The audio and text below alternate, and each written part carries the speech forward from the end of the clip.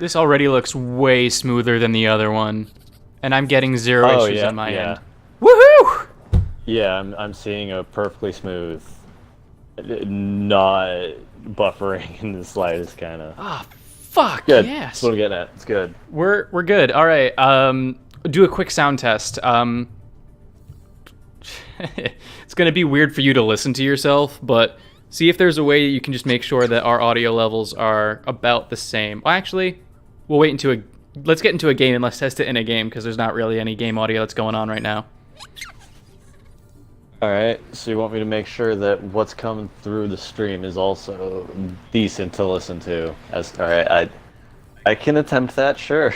Well, I mean, just let me know if, like, either your voice is too soft, yeah. or, if the game audio is too loud or something. You know, just the general stuff. Let me adjust my audio, since I'm playing it out of a laptop right next to me with no... Alright, gonna... that. No, I don't want the HTML for the page, please. Can I make that go away?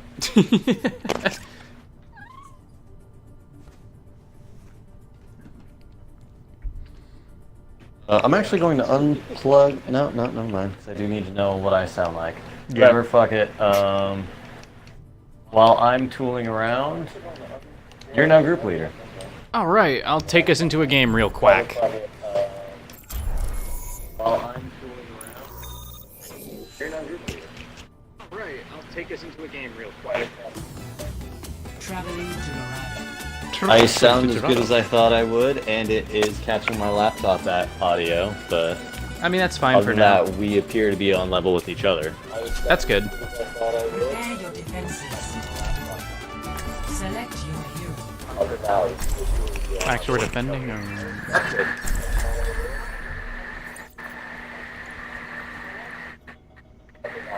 Do we? I mean, I know no music is real. I mean, the only thing. Game audio is prevalent, but not overbearing. Cool. If you want to press it down a little bit so it can be more of a focus on our voices or not, either way, it's fine.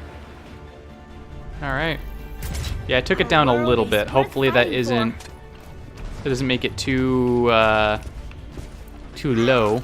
But if it was pretty good as it was, then taking it down a little bit probably wasn't the worst thing in the world to do. But all right, now that we're pretty set and good, welcome anyone and everyone to the stream. This is a test stream. There may be issues throughout all of it, so if you find any issues and you happen to be a rando strolling through, it'd be really awesome if you told us anything that goes wrong that you might be seeing, and maybe you want to stick around afterwards. By extension, welcome if you're watching it in video form after the fact, which is honestly the more likely of the two. Yeah, and I don't know if you made a SoundCloud yet, but we might also be trying to post this to a SoundCloud. So just real quick for anybody who is listening to us in audio form only or just has us on in the background while they're doing other stuff, which is how I like to listen to podcasts. If you hear us reacting to random shit that's going on that you can't see, that's because we're playing Overwatch. And if you want to catch us live as we're playing, that way you can get us in our full context, we're going to be trying to stream every Thursday night. On the page it says like 9 p.m. Eastern time, but I mean, really it's just going to be anytime Thursday night. And we'll let you know. We'll try to let you know if the times change. But yeah. Alright, so now would be a good time to get into our first topic of our streams. Our thoughts on the recent Incredibles movie that just came out. Yep, Or was it a couple weeks ago? How long has it been out? It's been... Oh, fuck, I don't know. I think it came out the last week that I was on vacation. So... Alright, because I assume that it's been out for a couple weeks as of this podcast. Yeah, it's been out for at least a month. At the very least, it's been out for a month, if not more. And I saw it back, like, in one of its first weeks that it came out, if not the first week it came out. And EJ just saw it. Oh, by the way, you probably don't know our fucking names. Sorry. Oh, yeah, that's pretty good to know. Fuck. We're horrible hosts. It doesn't matter who we are. What really matters is the message we send. And that it's not the people who are listening to us. So I'm Brandon, known online as Finch, but there's no reason to call me that here. So I'm Brandon. I'm EJ, everywhere online as Mr. Snake, except for Xbox, ironically enough. Yeah, I think That's one thing that you see me represented in. didn't you make that account because you couldn't log into your other one because like Gmail didn't let you back into your account, so you're just like, fuck it, I'll just make a new. Yeah, but this one was supposed to be for our YouTube channel. Oh, was it? Yeah, which is why it uses that email. Oh, right. It was like a pretty golden username rando generator that you got though. Like it was pretty great. Oh shit! Look. Xbox does good on that. Yeah, they do. With your genial eagle. Yes, and I do have that connected to my Xbox now. Because I found, like, I think I wanted to test something in Sea of Thieves. Like, yeah, I wanted to test the character generator. And so I linked up my my contact email for Cool Goldfinch to the Xbox, thinking I hadn't made an account for it already. And that was the Jenny Illegal account. So, and I like that when you say it fast, it sounds like it's Jenny Illegal. Isn't she, though? Who can I turn to? You're the girl from me. Oh shit! Alright, but yeah, we're gonna be talking about The Incredibles. EJ just saw it like last night, so his thoughts are probably gonna be more fresh than mine, but I've already expressed my views to him, so he can hopefully remind me if I forget to say stuff.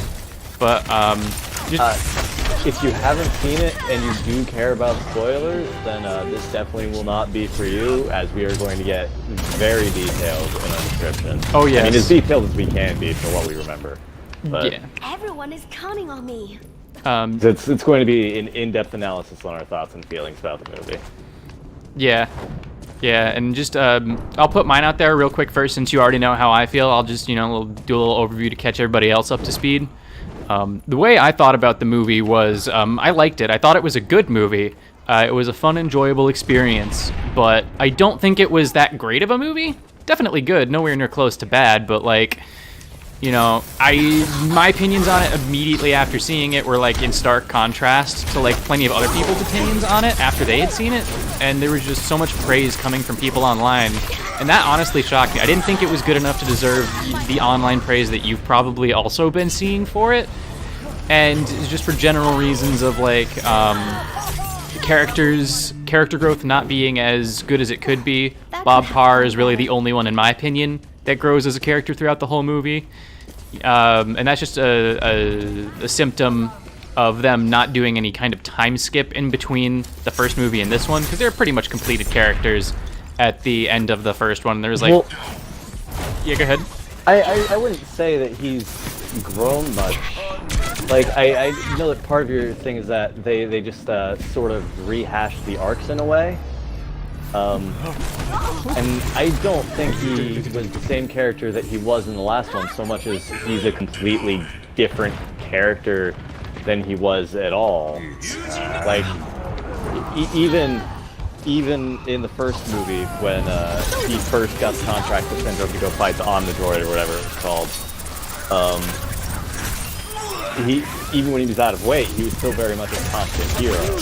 But immediately out of the gate in this movie, he was worse than useless. He was completely counterproductive to everything they were doing. And that, it sort of just reset his entire use and personality within the universe as well as the movies. And I think that's a bit of a problem unto itself. Alright, so yeah, that... I guess I pocketed that beginning scene in my mind very loosely, because I do remember it, but like, since you just saw it, like, how specifically was he less useful than he was in the first one? Well, the first one, like, he has trouble, he's out of shape, but he very much gets the job done, you know? He manages to stop the train, no problem. He largely limits the destruction that Bon Voyage does. He saves the jumper, and even when fighting the Omnidroid, overweight and out of shape, he still manages to defeat it without too much trouble in the fight. Like, it's not like he's running at the droid and stumbling over a rock, which is I believe something legitimately happens when he fights the Underminer. Really? And He that's, trips over a that's rock? him after all this training and preparation, fighting the different like form of the Omnidroid, getting back into shape. And so he's not at his prime, but he's very much a competent super at the end of the first Incredibles and the beginning of the second one. Except that he is completely incompetent in every way during the second one. Like he really tripped over a rock in the intro. Yeah, it might have been during the underground sequence, but he trips over shit. He can't stop movement efficiently. At some point, rather than just like grabbing the gears of the Everyone treads is with his counting bare on hands me. to stop them, which is something that he's well capable of doing, he shoves a rock in it, it's a light pole with a bunch of concrete in the bottom. Yeah. And he shoves it in there, and he's like, aha, look at me, I did good, and then it just breaks, and a bunch of rocks hit him in the face. He's like, oh, I'm such a good. And he's kind of undercut his entire personality from the first movie, and I understand his insecurity in this movie is different. It's a different portal for people to put themselves into, to be more comfortable with your place in life, but it isn't something that he was ever a victim of in the first place. That is true, yeah. Like his problem in the first movie was that he was too much of a hero. Exactly, like he couldn't stop being so goddamn good.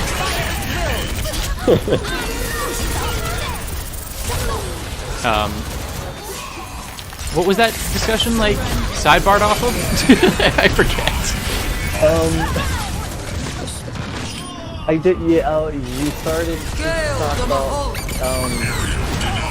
Oh yeah, like the risk they took off of timing the movie immediately after the end of the first one. yes.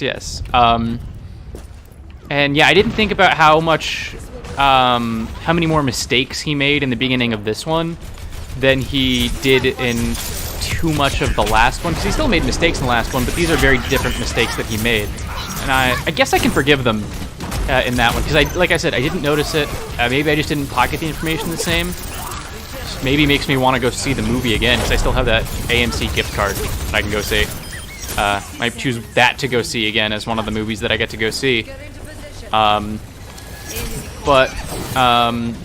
Yeah, like, I felt like, they did make a bold choice with starting the second movie right where the first one left off, because the easier choice is arguably doing that time skip and resetting the characters, because I think we can both agree that, like, they did not have a sequel in mind when they made the first one. It was a one-off that was meant to be a full, complete story, and they were supposed to be complete characters as far as we were concerned by the end of the first one. There was no need for a second one. Absolutely, and they left it open-ended with the Underminer, but that wasn't so much as things are taken today, where it's like, oh, well, they're building up to the sequel. It was more like, it was more like they're leaving the chapter open on their lives, so that way they can continue living their new identities as conflict supers and as a family. Yeah. It wasn't to be like, oh, look at this thing we're keeping for the next one. Exactly. Also, that was a good bundle of ultimates. Holy shit. Go ahead and record that for me. Whoa, is that a team kill? Shit! That got me a quintuple. That's definitely going to be play of the game right there. One of us got that. But yeah, yeah, it is you. Ooh, nice. Yummy on my body. Let's take a second to watch this. Jeez. Oh my god. Oh my god. Fuck, dude. Shit. Oh, it felt nice. Hard work is its own reward. But yeah. So anyway, sequelitis. Sequelitis. Oh, is there anybody? I'll give a good sportsmanship to the enemy knight. Fucking yeah. So this one, like, they start off, and it's a really hard task to take a aforementioned complete character and give them a satisfying arc in a new one, because it's very hard to make a character grow past what you initially set them up to be, because, you know, everybody had something to overcome in the first movie. Bob had to overcome the want to be a superhero, to realize that he needs help from his family, or just other people in general, to be the best person that he can be. And that he doesn't literally have to shoulder the world's burdens alone. yeah. That he can rely on other people for help, which, now that I've said that out loud, is something he absolutely attempted to do in the second one. Yeah, that's why I think I could like forgive it, is because the mistakes he made were mistakes he made because of what he had learned in the first one. So that's why they seem natural to me. And Helen's problem in the first one was that she wanted to not be a superhero, and she had to learn that being a superhero was okay, and that it is still necessary, or at least okay, to be one in, you know, the world that they lived in. That was just something that she had to... I think hers, more than anything, was that not wanting to be a superhero was more of a symptom of her desire to protect her family. Yeah, absolutely. Because immediately it was keep Jack out of harm, make sure the kids don't know what's going on, that nobody uses their powers, keep everybody safe, which is why she goes off to save Bob, because he's a part of the family and he needs to be protected as well. She flips out when the kids are on the plane, understandably, because they're your kids, but it was protecting her family seemed to be her driving motivation in the first place. Yes, very much so. And you said it a lot better than I did. And her coming to terms with that was her growing into being okay with not only being a superhero, but with her kids being superheroes. Because that, I'm sure, scared the fuck out of her in the first one. Because it was so dangerous for them to be doing. And the kids, in a way, had to learn that it was okay to be superheroes, because the entire time they were told that it was something to be avoided. You know, they just had to be normal. And so their growth was in learning how to control their powers, because they were kids, you know? They don't quite know how to do it. They never had training, like I'm sure plenty of other people had, or something similar to that. To a degree, but more than anything, Violet just wanted to be normal and fit in because she felt so awestruck because she had her powers, and Dash wanted to be extraordinary because he's a little cocksure child, but wasn't allowed to be because of his superpowers. Yeah. Yeah, even the kids were like a dichotomy where Violet wanted nothing to do with her powers, and Dash wanted everything to do with his powers, and they both had to learn to either backpedal or put their foot forward a bit. Which, little complaint, just little baby complaint. Alright, well, it's not quite a complaint, it's gonna be like good and bad thing, but I like how they toned down the violet color of Violet's hair in the second one. But I super duper dislike how they made Dash's hair so freaking wavy in this one as compared to the last one. I didn't notice. I haven't watched The Incredibles in so long. Oh, I got it. Well, it was a limitation of the animation. Like, they couldn't have that much individual hair, so they made it more like a headpiece. Whereas this one, they made it a lot more wavy, gave them more individual hairs. And it seemed more like his hair was straight in the first one and just happened to be blasted back. Whereas this, now his hair is wavy and is blasted back. And it's still a little baby complaint, but I really just prefer having, continuity in my character design. I get you. I mean, because like I'm sure we were all expecting a time skip just because of the voice actors aging, and you know, Yeah. all things considered, I'm surprised about how cohesive that they managed to make it all feel. But I'm sure I'd notice it a lot more if I had watched the original right before I went to go see it. Come over here. It felt natural for Bob to sound so, and this isn't like a scrappy actor or anything. He is old, that is a fact of life. But to sound so tired and aged because of how he looked and what he had to go through in the movie. But it is something that, like, it didn't pull me out of it, but it was something that I was constantly aware of. And it didn't bother me necessarily, but it was something that I couldn't quite get past entirely. Okay. And it was sort of compounded by the fact that since, again, the animation is so much more capable of being more robust in detail, he had a lot more age, they could give him double, which was great. You could see just how thin his hair was instead of just having a large widow's peak. He had dimples, which made him look older because it was more reminiscent of wrinkles.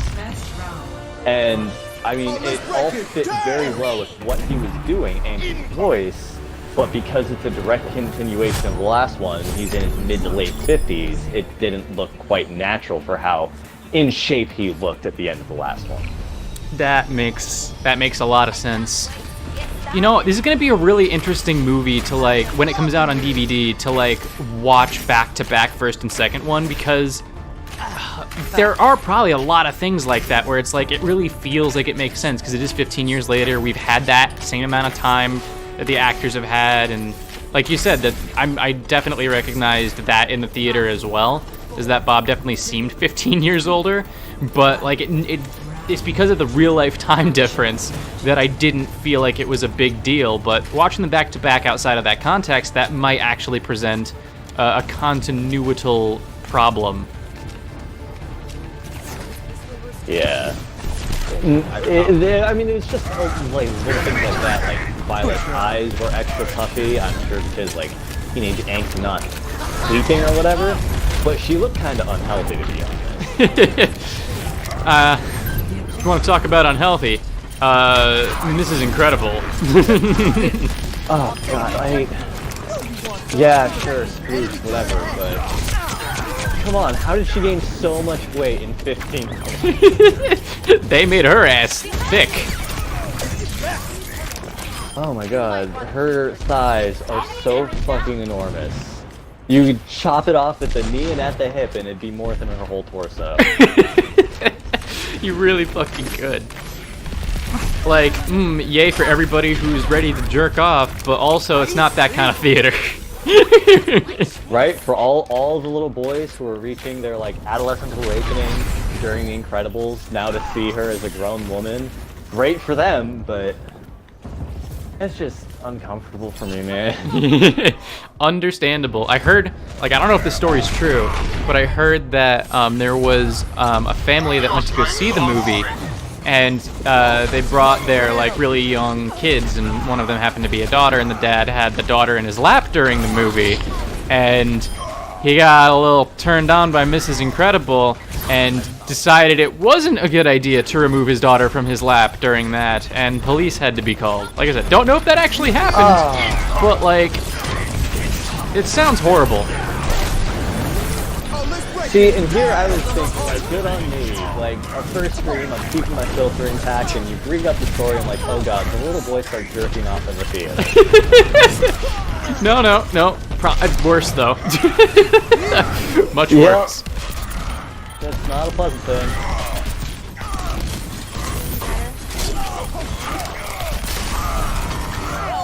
But back to actual criticisms of the movie now. Jesus. Sorry about that. So Bob Parr with thinning hair and shit.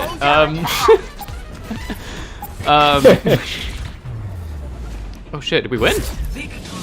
Oh shit. Yeah. That was quick. Like, they couldn't touch the point. So like, yeah, but there was just like, my point is that there each character had a little bit and very meaningful impact on like the whole story, because like everybody had their own issues to deal with in the first one, but even their own individual issues tied back into the overall message of the story. Like everybody grew in different ways, but in a way they all kind of learned the same lesson, you know? And like Syndrome was the perfect villain for them just because like he was the perfect antithesis to everything that they had to learn, and he's like the wrong way of going about it. But like this And what the fuck with Paula Abdul, am I right? Like what? Evelyn. Oh. Which Why would you ever make people pronounce her name that way? First off, she made them pronounce it Evelyn. I mean, it's her name. I'm sure if she didn't want people to call her Evelyn, she'd make them stop. Oh, jeez, I didn't even notice that. Evil endeavor. Fuck, dude, they weren't even subtle. No, they weren't. Not even a little bit. And when they first introduced her, she's like, "Oh, well, Dad could have gone to the panic room instead of calling his fucking spandex buddies." And it's like, well, clearly you're an asshole that we're going to spend the next 15 minutes going yay girl power with to have her then betray our symbol of heroism. So that's great setup. I mean, sure, if you're a kid, you will look past it, but as like the audience of the original one has grown, and so have a lot of the themes and characters as far as design and what's going on in them. So for them to then lean that heavily into childlike disbelief, it's a little insulting. Yeah, and like my main crux of the movie, like I didn't think we were gonna get to this this soon, but I guess we have been streaming for like half an hour. My main problem with this Incredibles 2 is that, like I said, the first one, everything kind of felt cohesive and like it belonged, and that it had something to say about everybody else's plight, and everything was like tied together really well and was all just meaningful all around. This one, it seems very disconnected and disjointed with its messages and what physically happens in the world. Like, I really don't think Evelyn is... I'm gonna pronounce it Evelyn because it's fucking Evelyn. Fuck saying it Evelyn. It's not... No. Like, Evelyn's... That was a fucking He-Man joke in Robot Chicken. There's a He-Man character named Evil Lynn. Evil Lynn. Really? And the Robot Chicken joke was like Skeletor and Evelyn were stuck in a prison together, and it cuts to them. And Skeletor's just like, "Oh shit, it's Evelyn? I've been pronouncing it Evelyn for years." When it's bad enough that it could be a joke on Robot Chicken, maybe you don't do it in a serious context. Thank you. But like her motivation, like you said, it's because her father died, because instead of calling the police, he tried to call a superhero. Alright, that's her motivation. What's the lesson that she's trying to teach? Well, there's two answers to that. One is, live life away from your screens, because screens can control your perspective and distort how you see the truth. Be right back. Okay. Well, this is a bunch of dead air that I now have to fill. So, I can't see how many people are watching this stream. Gonna go ahead and assume that it's 0. But in case you're one of the people watching this archived on either YouTube or Twitch, hello! This is a test stream, and if you wouldn't mind, since you've made it this far into the stream, would you mind going in the comments and telling us what you think about it so far? I apologize for us being a little bit stiff. I'm used to doing commentaries solo, so it's really weird, you know, having a second person there with me, especially since he is in a completely different state than me. So if his audio seems compressed, that's why. We're just not in the same physical location. So, yeah, just let general thoughts on the stream, any problems that you noticed. It'd be awesome if you could let us know those. And, yeah, hopefully you keep enjoying the stream. Jeez. Oh, jeez. Oh, jeez. Oh, jeez. Ah. Yellow? Well, I do apologize for that brief interruption. That's fine. I used to be a solo Let's Player. Filled the space, no problem. Oh, shit. You're so Jozu. Oh, jeez. Get the fuck out of your game and join me. Oh, shit. Fuck, did you really get kicked for inactivity during that time? Yeah. Fucking hell, there's like no... It ticks faster if you're in base than if you're out of base. And since I died and respawned in base. That makes sense. Oh, I joined. What was the last point you hit on? Oh, you were getting at look up from your screens because there's real life around you. You can experience it for yourself instead of through these costumed freaks and their exploits, which, first off, cute, Disney. Cute. Rip on your biggest fucking money-making franchise of this decade. cute. You actually just said something completely different than what I said, which is again a problem, which makes it 3 messages that you could take away from what her actions are. One message that Okay, what were you? because the thing I was saying is like we'll probably talk about this either right after this or a little bit later, tied into it or something. But in the beginning, when they give them the body cams, the fucking body cams, they're talking about how perspective can be distorted, and all you have to do is show them things from your perspective. So. Oh, yeah. So it could be That was Jake Dever, or whatever. Winston. Winston. I think it was Winston. Or was Winston the dad? No, I think his name was Winston. I don't remember the dad's Teddy. name. I'm calling him Teddy. Cool, we'll do it. Yeah, so he was talking about perspective, and I don't know, maybe I just projected that onto her because like she was also there at the time and didn't say anything when he said that.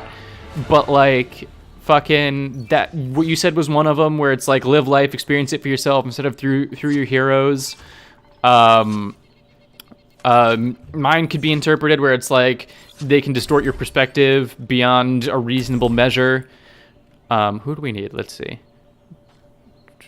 Oh man, somebody left. Second healer never hurt. Attackers incoming in 30 seconds. Last minute check.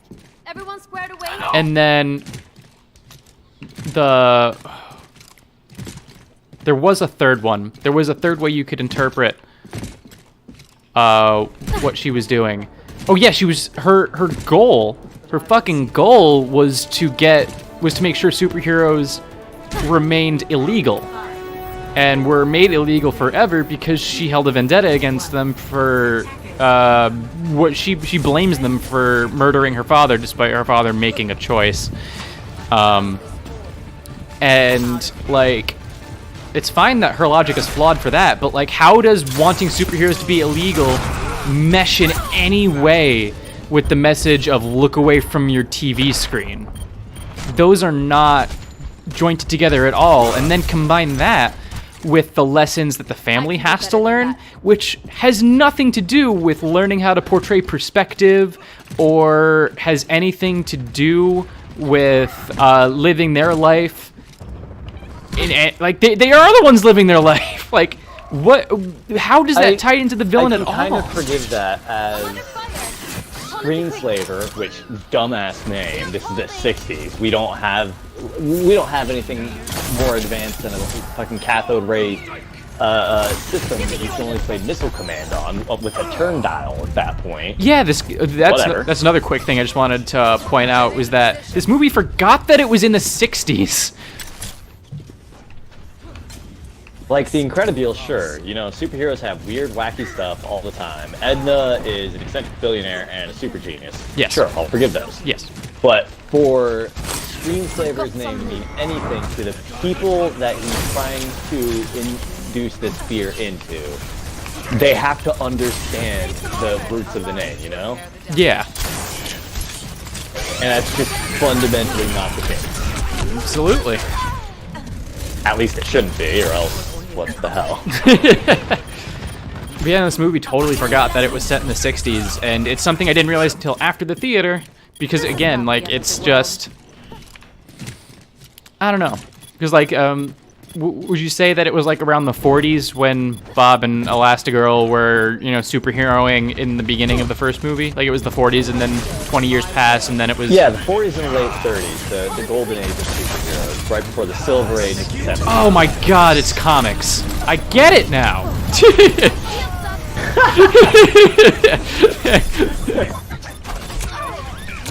Incredibles is one of the many things I have yet to analyze in the way that we have many things since. Damn, dude. Like, it's one of the movies that I haven't thought critically about at all because I just haven't watched it in the last 4 years. And I think the last time I watched it, I was probably like, last time I watched it, I was probably like 13 or 14, so it was a long time ago. Yeah. But yeah, just like, there's just no cohesion in the mixing between the superheroes' stories and motivation, the villain's story and motivation, and then especially like the ending confrontation. Like, How stupid I is think it? that's just the main problem. This movie was not cohesive. Between DevTech's hyper-modern, futuristic headquarters and boat, to the boat's, what is it, the Ambassador Meaty Center Placey thingy, Get behind me. which was then, like, appropriately 60s, to the 60s house that Dever then gives to the Incredible Family, that is also completely off of Evelyn's headquarters type evil dungeon that he locks Miss in. Wow, that sounds bad.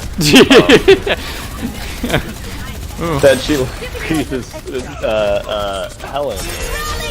Like, it kept jumping between time periods of technology, and it between the messages, the heroes, the time periods, the jump backs in character traits, it could not pick a solid point for itself. No, it really couldn't.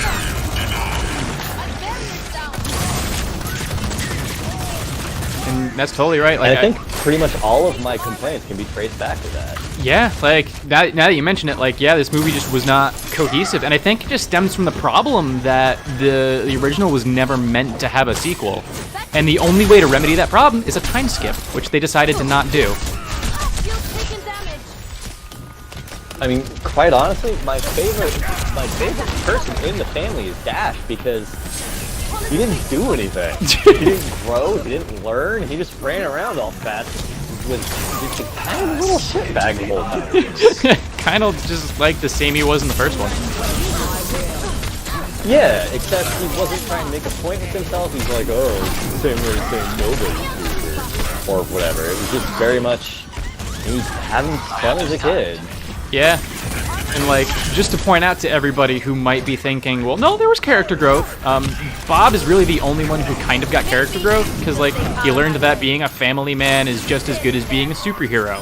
Helen didn't really learn anything, because she already learned in the last one that it's okay to fight with your family, it's okay to allow your children to be superheroes, it's okay to be a superhero. It's not like she wasn't a good superhero to begin The with. biggest character change was in the beginning, when Bob convinced her that being a superhero and relying on him to be a part of the family are both completely okay.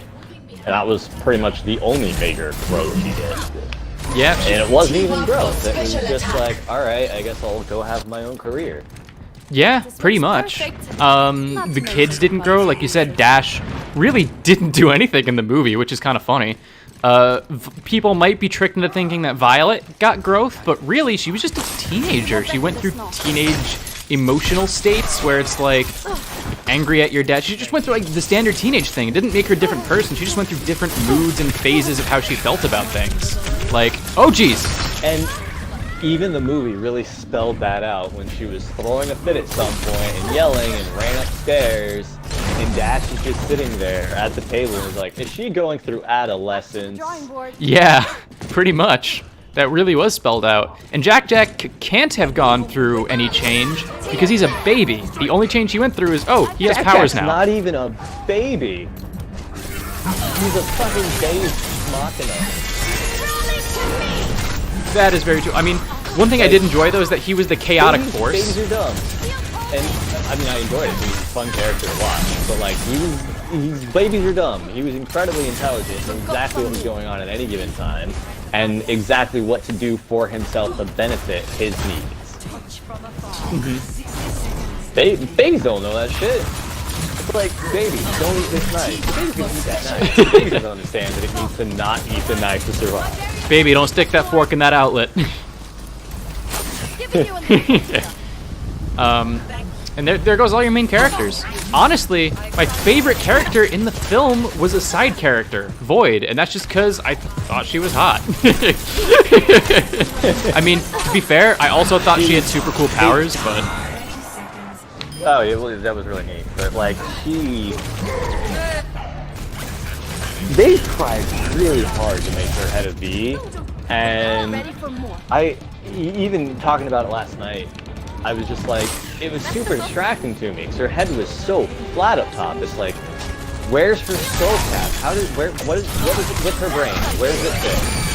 How does she function? My barrier's about to go. I mean, I liked her. She had a great design As far as powers go, her colors were catchy and bright and vibrant, and I believe that she's a very good way to do Get behind me. a character set in a past time, a past point in time to appeal to modern people.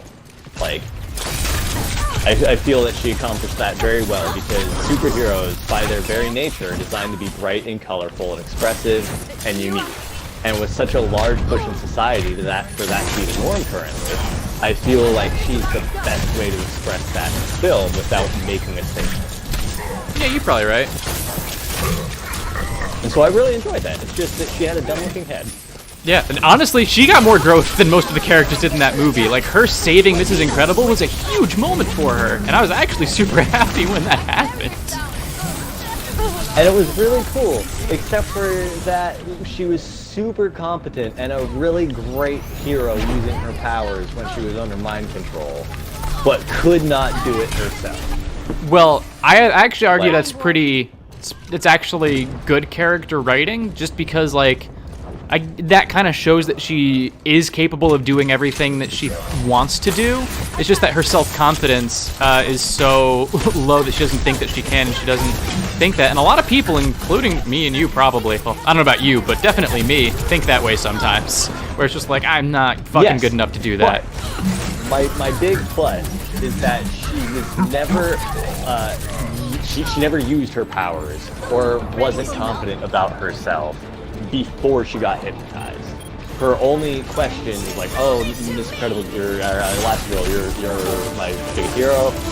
How do you balance your super life with your normal life? That was her big thing. She didn't really do anything past that. She did ask She that didn't much. use her powers.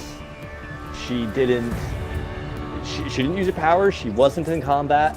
She just got brain wiped, then was shown to be super good with her powers, and then turned into a Bumblefuck. But if she was a Bumblefuck who was like, oh my god, I can't do this, kinda does it, then becomes super good with her powers, and then at that moment of crisis shows that she can do it even though she is panicking a bit, that would have been a really, like, I mean, it would have been standard, but it would have been really well written, you know? Rather than just not existing, then being a terrifying force that beats the shit out of some kids, to then being a gag that ends up shooting Helen into a plane several times. I mean, I get where you're coming from, but like, I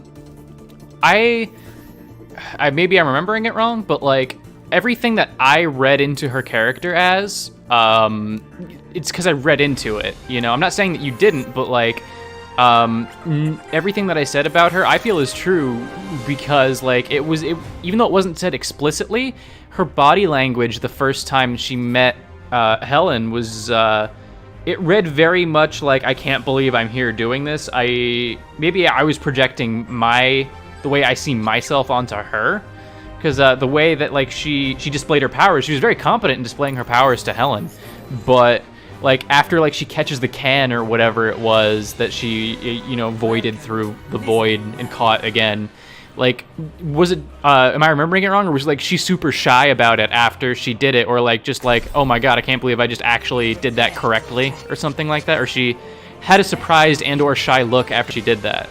Is that true? I think it's because she was demonstrating her, like I took that as her nerves and by demonstrating herself in front of her hero, you know? Like, let's say, I don't know, you're a fucking, oh god, what's something you're passionate about? Art, because like honestly, if there's anything that I'm projecting onto her, it's my art abilities. Okay, alright. And who is your all-time, this person's the best fucking artist who I've ever witnessed? Oh, jeez. Fuck, even Aaron. Like, even if, like, I was, like, displaying my artistic... If I was showing Aaron my work, that would be a pretty decent equivalent. Exactly.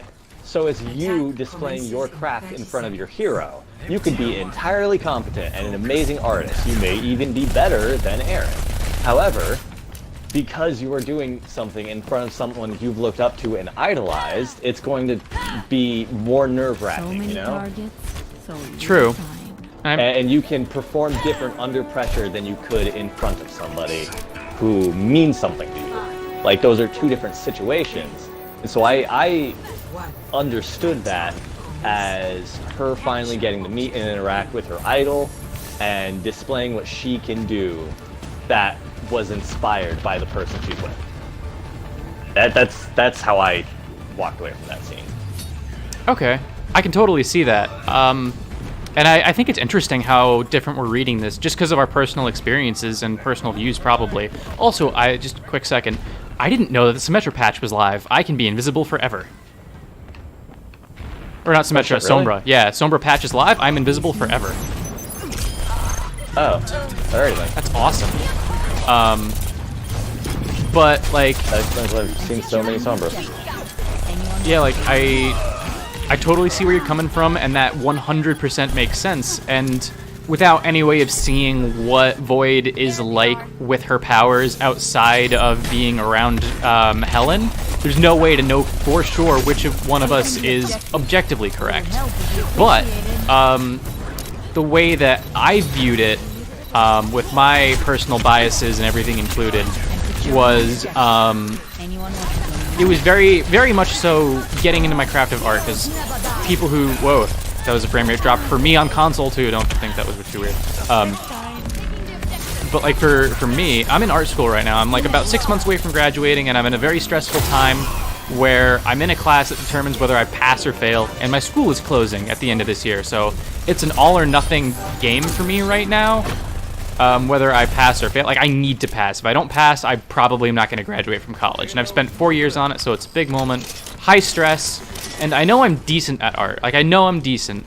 But, like, I don't feel like I'm at that professional level yet. And that's kind of how I viewed Void's character, where she's confident in what she can do, but, like, doesn't actually know how she stacks up to somebody who does it for a living, or did it for a living. In this case, Helen. So displaying what she knows how to do in front of somebody who also knows what she's doing is a very scary thing. And like, despite possibly being incredibly confident among her peers, you know, not professional superheroes, people who haven't really done anything with their powers, who really haven't made a name for themselves, like, you could be pretty decently confident like that. But it might not even, I mean, it's probably a bit that she's starstruck from Helen, but like, by the end, it's definitely her, I viewed it as her valuing herself as how she, you know, how far she's come as a hero, and whether she can be a hero professionally or not. Because like, saving Helen was probably the biggest confidence booster anybody can get. Saving your hero with your abilities, like, it doesn't get any better than that. And just that's the confirmation that I feel she needed. Didn't really save Helen, if I'm gonna nitpick here. She kind of shot Helen at a plane, fucked it up, dropped her, and just made sure she didn't accidentally kill Helen. Call a spade, technically saved her. May have created part of the problem to need the saving in the first place, but still saved her. But you're calling a spade when everyone else calls a spade a shovel.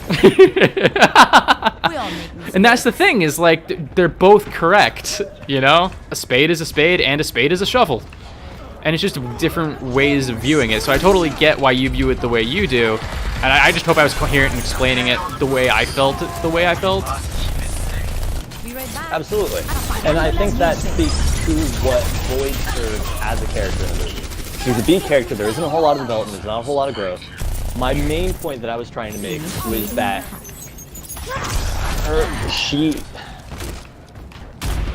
it didn't feel like she had the moment that you had, because it didn't feel earned with any sort of precedent ticket. Like, the Incredibile came back after they introduced it, but it feels like her using her powers at the end and gaining the confidence that you saw should have been something that was earned for her, because out of the D characters, she had the most screen time and thought put into her.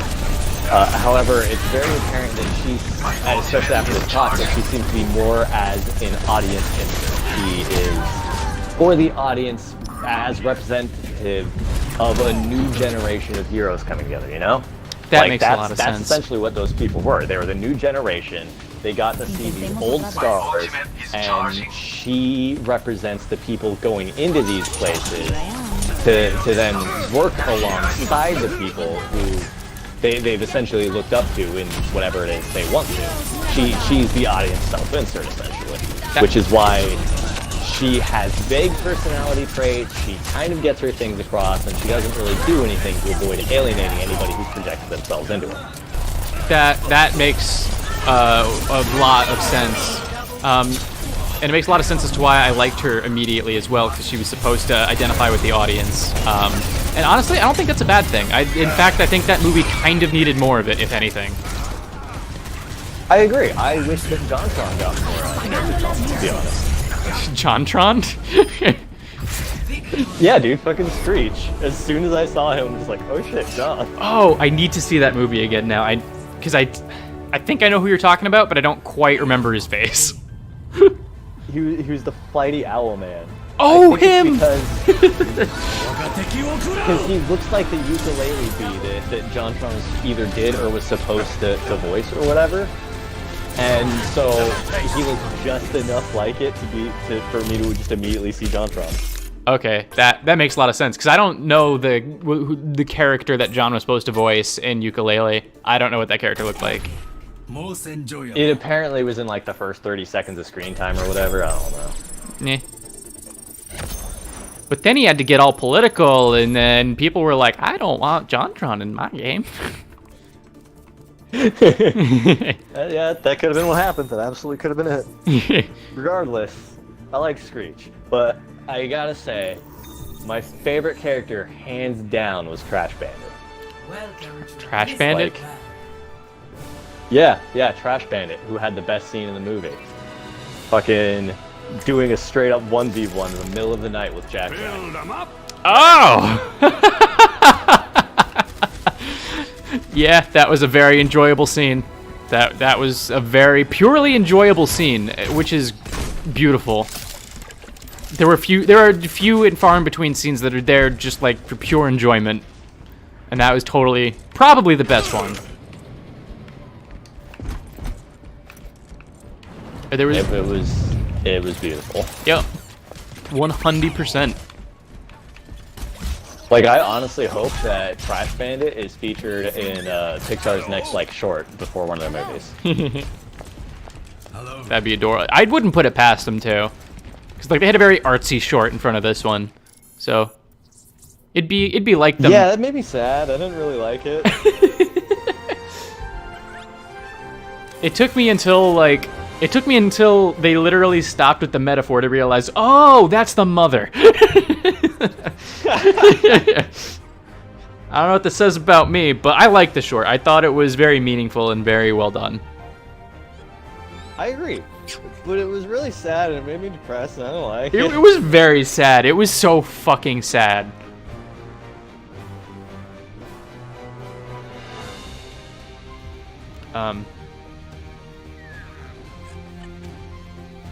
One scene I really wish I had paid more attention to at the time, but like I was so overwhelmed with trying to follow the plot and listen to what's happening and, you know, figure out where Helen was going, that, you know, it was just too much stimuli to remember everything on the first watch. Was her basically spider webbing her way around with her stretchy arms to get to Screenslaver while she's tracking him, and that monologue that he had while she was going. Like, I retained none of that monologue, and I feel like that was a very important monologue to retain. We'll hit the that's where it came up with, like, you idolize these heroes, these fantasies, these cartoons, blah blah, experiencing a little through with them. That's where that came from. Well, I also wanted to talk about her Spider-Maning her way through the city with her stretchy powers. Is it just me, or did Helen look incredibly fucking competent with her body and abilities?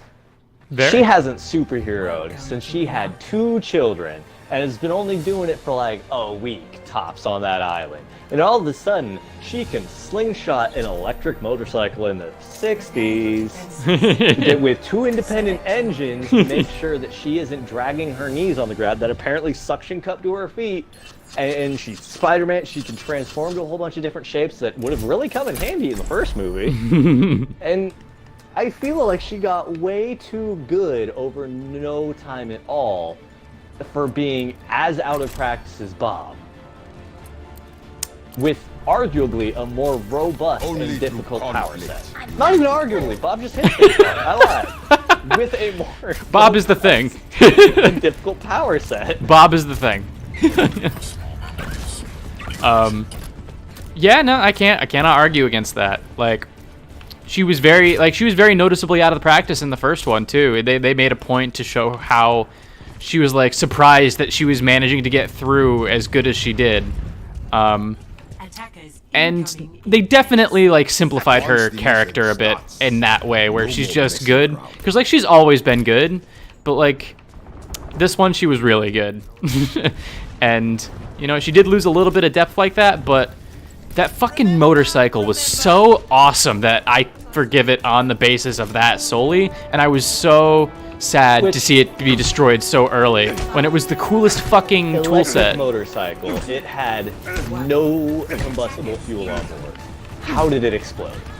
That large. Like, yes, lithium, whatever, that can explode, but the explosion is proportional to the size of the battery. There's no fuel tank for it to combust like that. I mean, things explode in movies all the time that shouldn't explode. For real, though. You know what? You're right. You're right.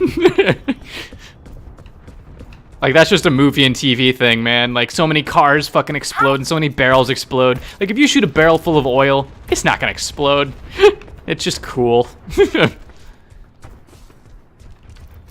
will help.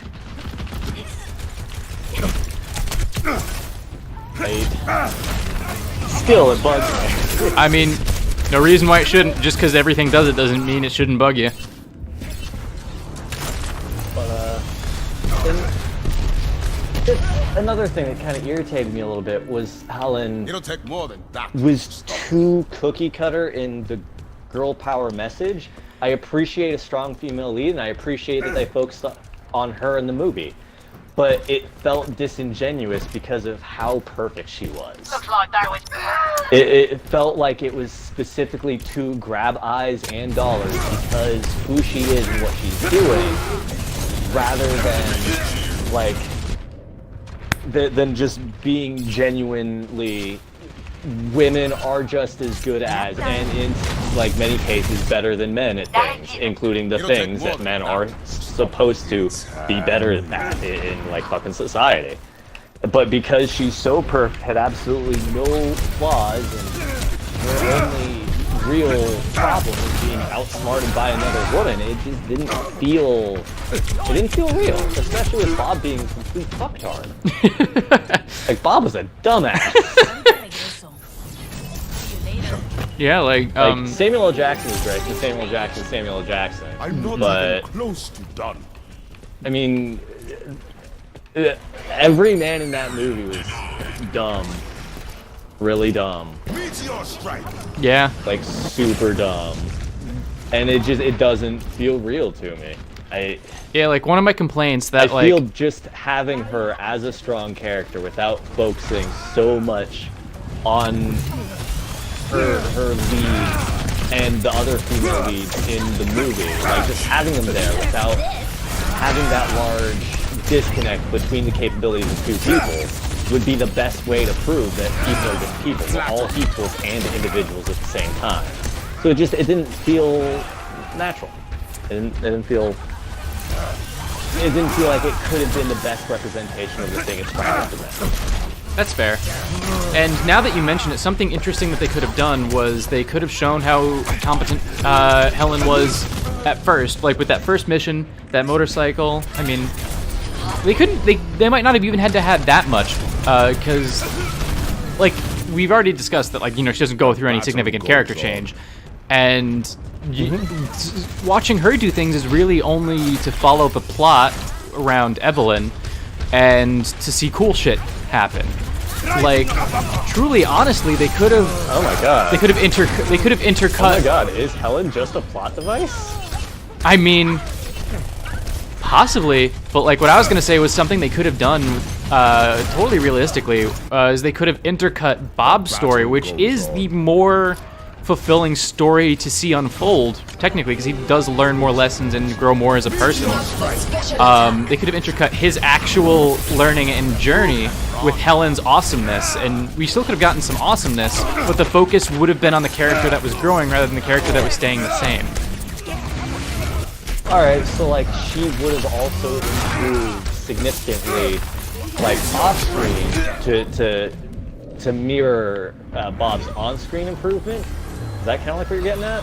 So that way she is a physical representation of being better for the metaphorical representation of Bob being better? That wasn't even a thought that entered my brain, but that is also something that they should have done if they were going to go that route. I mean, that sounds like cool storytelling. It really does, and it would eliminate the problem of you thinking she's too good for this movie compared to how she was in the last, because A, we wouldn't see her very often, and B, if her character growth was metered out the same way Bob's was, then it'd probably work really well. And it would have a nice, like, mirrored rhyming structure. But I think what would have immediately, like, been like, alright, cool, she's badass, was Lose the battle. like, she was shown to struggle a little tiny bit during the Underminer shenanigans. And so I could have been like, alright, well, she's still as good as she is in the last one. And then when they got to dev chat, they could have shown been like, oh, I've prepared training courses for all you guys here on ground. Do you ever want to use them? Like, just that a little throwaway line or image of a whole bunch of like different moving parts and shit and pylons, and I would have been like, all right, she's been practicing, because it doesn't really give us a timetable for when the movie's taking place, you know? Yeah, it doesn't. Like, the most Time just passes. I think the most context they give is that 3 days passes between the events that we see at the start with the Underminer and then moving into the hotel. I think that's the only kind of time frame that they give. They explicitly state that it was 3 days. And even then, I could be wrong. It could have been 1 day. It could have been the same day. I don't know. But they did specify a time frame there. Yeah, that's totally a way they could have rewrote the movie to be more cohesive, and it probably would have felt... The battle Yeah, it just would have felt more cohesive and more rewarding to watch these characters. It would have felt like they grow. It would have felt like they had grown too, or at least more than they did. It's like, we got to see Bob's training course. We got to see his little montage. We got to see him get better. But Helen just is better. Yeah. Meteor strike.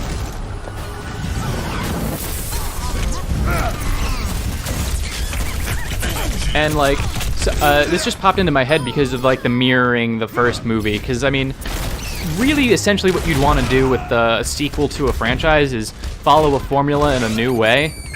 And I think they tried to mirror the first one with like the dinner table scene where Helen got mad at everybody, but like that irked me because it's like she just learned a new respect for her kids and her family. Why is she this angry at them already? Like, what the fuck? Motherhood.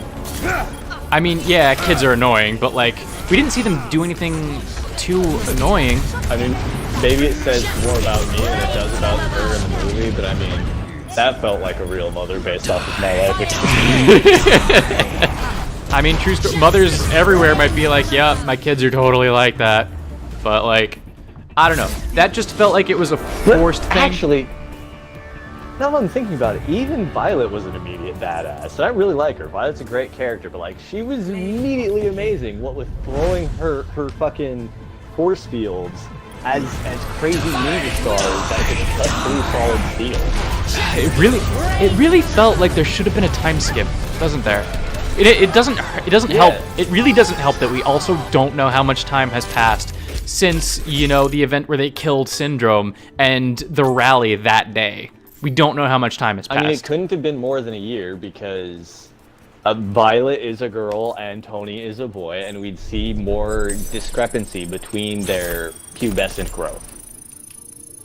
Yeah. Like so it couldn't have been very much because he was present in the beginning of the first movie as well. Yeah, like it I would guess a couple of months at most. I guess a couple of months is how the difference between the ending scene and Syndrome dying in the first one. I would say a couple months at the most. And that may have been enough time for her to learn that, but like, yeah, that doesn't help. On like back-to-back viewings, that might be another problem. It's like, whoa, when the fuck could she do that? Because in the theater, my immediate thought when she did all that stuff with her powers was, oh my god, she's learning, she's growing on how to use her powers and getting more unique. And it's like, I didn't even think like, wow. She didn't try, she just fucking did it. On the airplane, she was like trying to get a small bubble going, you know? She was just like, wheel. Yeah. And my immediate reaction was like, whoa, that's fucking badass. When did she figure that out? How? Yeah, like, completely.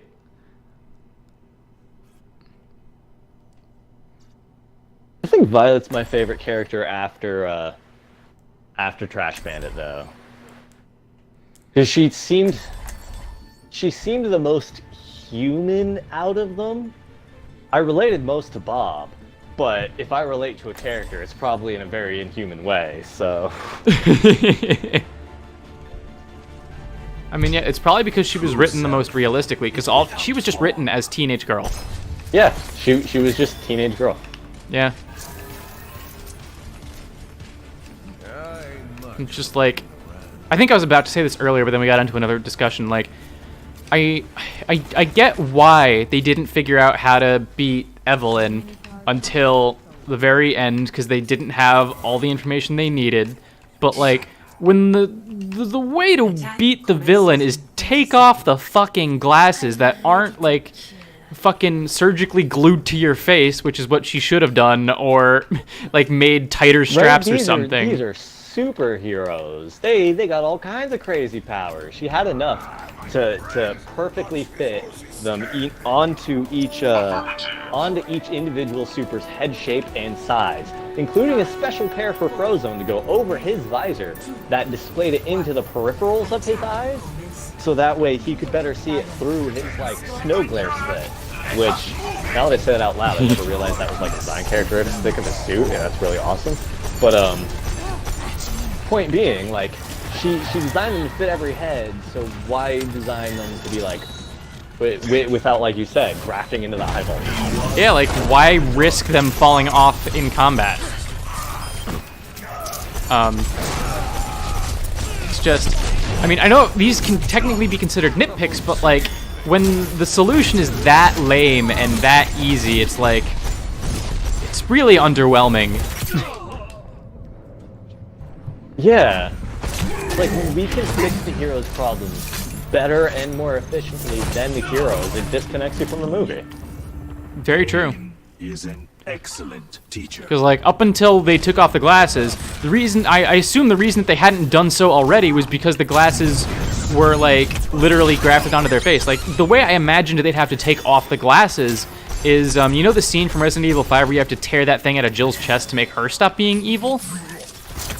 Yeah, with all the cords and stuff that go into her, like, arteries and stuff. Yeah, that. I imagine something similar to that, where it's, like, attached to your face in a very painful way if you tried to just rip it off. That's what I imagined. And I was very wrong. They're just fucking glasses. It also seems like it would be a better version of hypnosis, because if you then wired it into their, like, neurological pathways in their brain, you have a more complete control as well, and will cause a fatal reaction if they're removed. Yeah. Fucking SAO it. Man, not only are we better heroes than the heroes, we're better villains than the villains. I mean, and I know it's like super easy to say all of this after the fact, and we are not the ones writing and making this movie. And I'm probably gonna say this. I'm probably gonna say this for like everything that we end up talking about. I truly respect the amount of time and work that went into creating this thing, and you know, we're talking a lot of negatives about it. But that's only because everybody else is talking so much positive about it. If people weren't as amazed with this movie as they are, I don't think we'd have such of we'd be so quick to talk about all of the negatives. We'd still most certainly discuss them, but like not to the extent where we're like drilling into it in every way we possibly can, you know?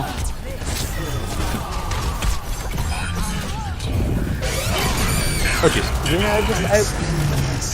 I just want to make sure, like, everything that I could think about the movie, to give me a full understanding of how I feel about it. Like, no matter what, I enjoyed this movie. Like, I have complained a lot, but I had a genuinely good time. I had so much fun with this movie. And I don't want to make it seem like I hate it. Me neither. Like, and I remember we opened this up with this, is that I said that I think it's a good movie, not anywhere near a bad movie. Like, if it was between this and the fucking whatever the adult Muppets movie is, I'm never touching that movie. Absolutely. I would go see Incredibles way more than even the fucking Boss Baby. Like, Boss Baby's not even close to how good this movie was. Like, Boss Baby's hot garbage. it really is. It's an entirely different discussion about how fucking stupid the award shows are. But like, yeah, like we very much enjoyed the movie. Agree it's a good movie, but it's a movie that has a decent amount of flaws that shouldn't be overlooked, and I certainly feel like people are overlooking them just because it's Incredibles. And I'm hard on movies. I'm hard on anything that I like because I just want it to be better, you know? Yeah. I want it to be that much closer to perfection for everyone involved. And maybe some of the things that I don't like happen to be somebody else's favorite thing about the movie, and that's completely fine. We're different people with different opinions. It's just that these are our opinions, and only our opinions matter right now. AKA, they're not yours. You want your opinions to matter? Make your own fucking... Cheesy. Make your own... I just noticed that I said it out that I could not resist. You want to talk about your own opinions? You want your opinions to matter? Make your own fucking podcast.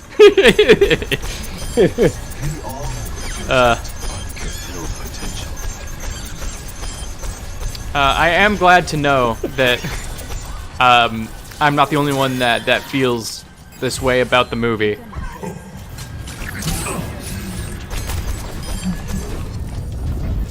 Because, like, I think we talked about most everything that we felt about it. Yeah, I do kind of want to, like, go over the plot in case there are any, like, hidden feelings that I missed that are related to it. I mean... We already say, Oh, alright. So one thing that I thought could have been really cool, and I know it's not the case, but, Gazer Beam, Bob hid behind Gazer Beam's corpse in the first Incredibles movie after he got beaten by the Omnidroid that took it into thinking he's dead. Yeah. And I think it would have been cool if in the dossier, when he's looking through all the heroes that the Omnidroid had killed, it also listed the date of their death. So that way we could better tell whether or not the reason Gazer Beam didn't pick up the phone when the Dever family dad died, that was fun to say, is because Gazer Beam was killed by Syndrome. Which, I mean, it was shortly after heroes were forced to go underground. I'm not sure how long that was after Bob told Buddy to take a hike, but I feel like it wouldn't be too much of a stretch, since Syndrome has definitely been doing that for years, to say that his first couple of versions of it were shortly after Bob told him to get lost, because he already had the rocket boost prototype when we saw him in the movie. Who knows what else he might have had in the works. So if it turned out that the reason that that the Dever dad died was because Syndrome had killed Gazer Beam, that would have been an awesome fucking ripple effect. Like, that would have been a legit butterfly. That would have been really cool. Yeah. Like, do not know if that's the case. I mean, if anything, it's a minor plot detail that has no effect on the movie. Which sucks, because it could have been cooler, but I mean, to the movie's fairness, it wasn't really... It was no longer about Syndrome, or the effect he had. But... Well, I mean, it would have done so much for the universe, you know? Like, that just, it would have been like a cool little attention to detail. Yeah. And it would have showed that they were paying attention to some details, clearly more than others, what with how fucking badass all the characters were for no reason. There is chaos within you.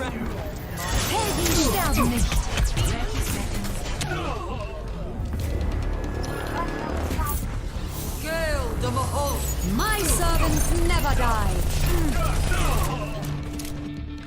Yeah, like, The outcome. and on the subject of the Incredibles universe, like, one of the first things that the people I went to the movies with said after the movie was over was, I can't wait for Incredibles 3. And that just, like, that hit me hard. I was like, I don't want another one. This was never meant to be a franchise, and this sequel definitely confirmed that for me. I really think it's told all that it can. I mean, maybe not. Maybe I'm wrong about that.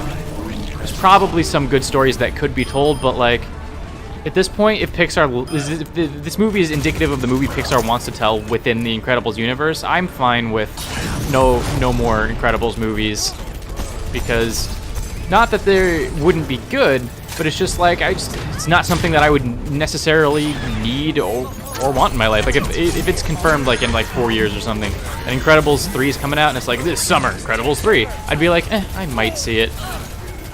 It wouldn't be a must-see movie, you know? That's really interesting to me because you're right. It very much feels.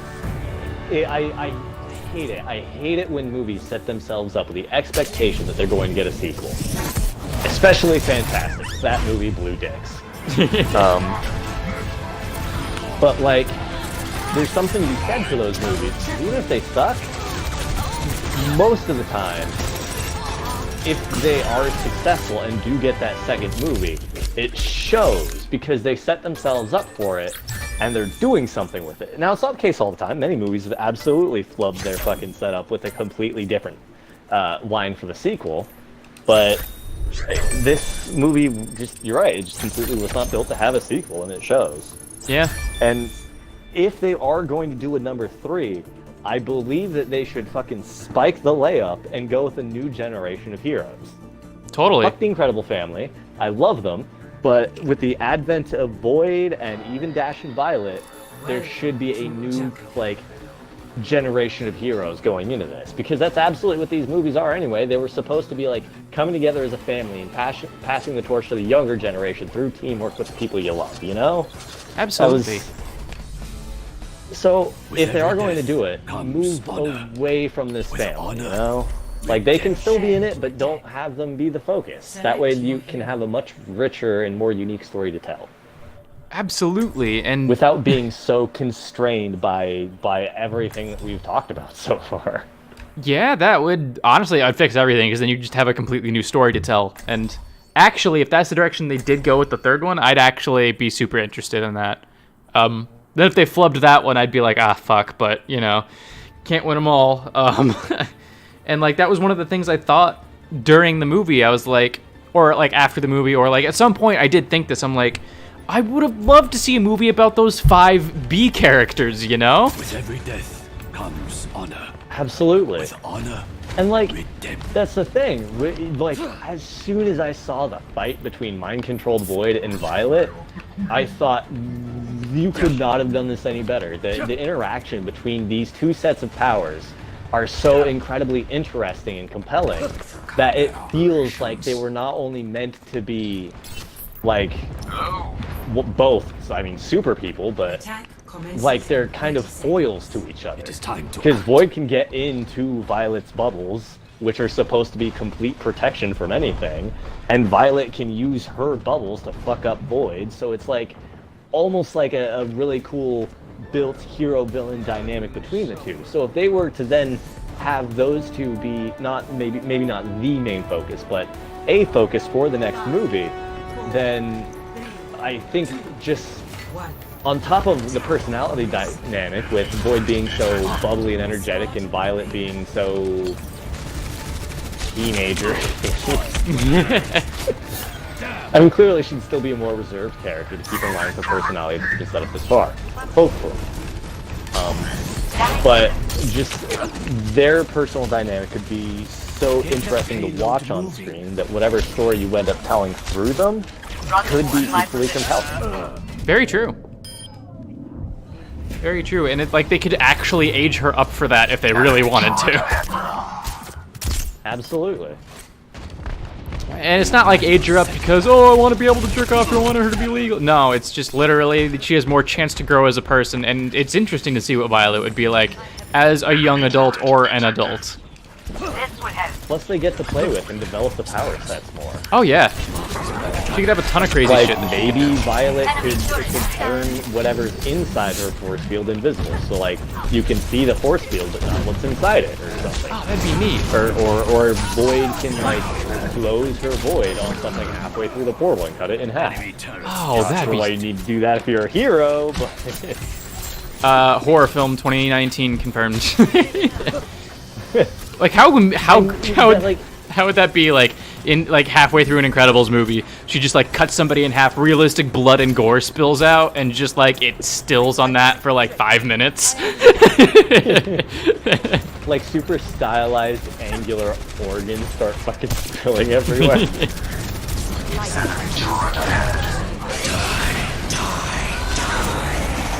But and it'd be an excuse to bring back other like characters from the movie. Maybe Violet gets the Incredibile because Dash can run because he's Dash. So she has her vehicle. Sometimes she goes to visit with the family. Bob brings it up, and they're like, "Ooh, cute little banter that we know about from previous movies." We can bring back Edna because if they do age her up, Violet might need a new suit. So, you know, Edna's always a fun character, which... Edna was just so right in this movie. She was good in the last one, too, but, like, boy howdy, that was fun in this movie. Yeah, like, I haven't mentioned my favorite scene in the movie yet, but my favorite scene was literally just the hallway walk with Edna and Jack down the hallway because he was holding a lollipop like she was holding the fucking thing. Fabulous. That was that is my favorite scene in the movie. I don't think I laughed harder at anything in the movie than that. You know better than to show your face Perfect. around here, I'm disappointed that his his ability to take on the features of people around him wasn't explored further, but it did set up his ability to change his physical shape a little bit more solidly, so that Fat Jack wasn't such a surprise.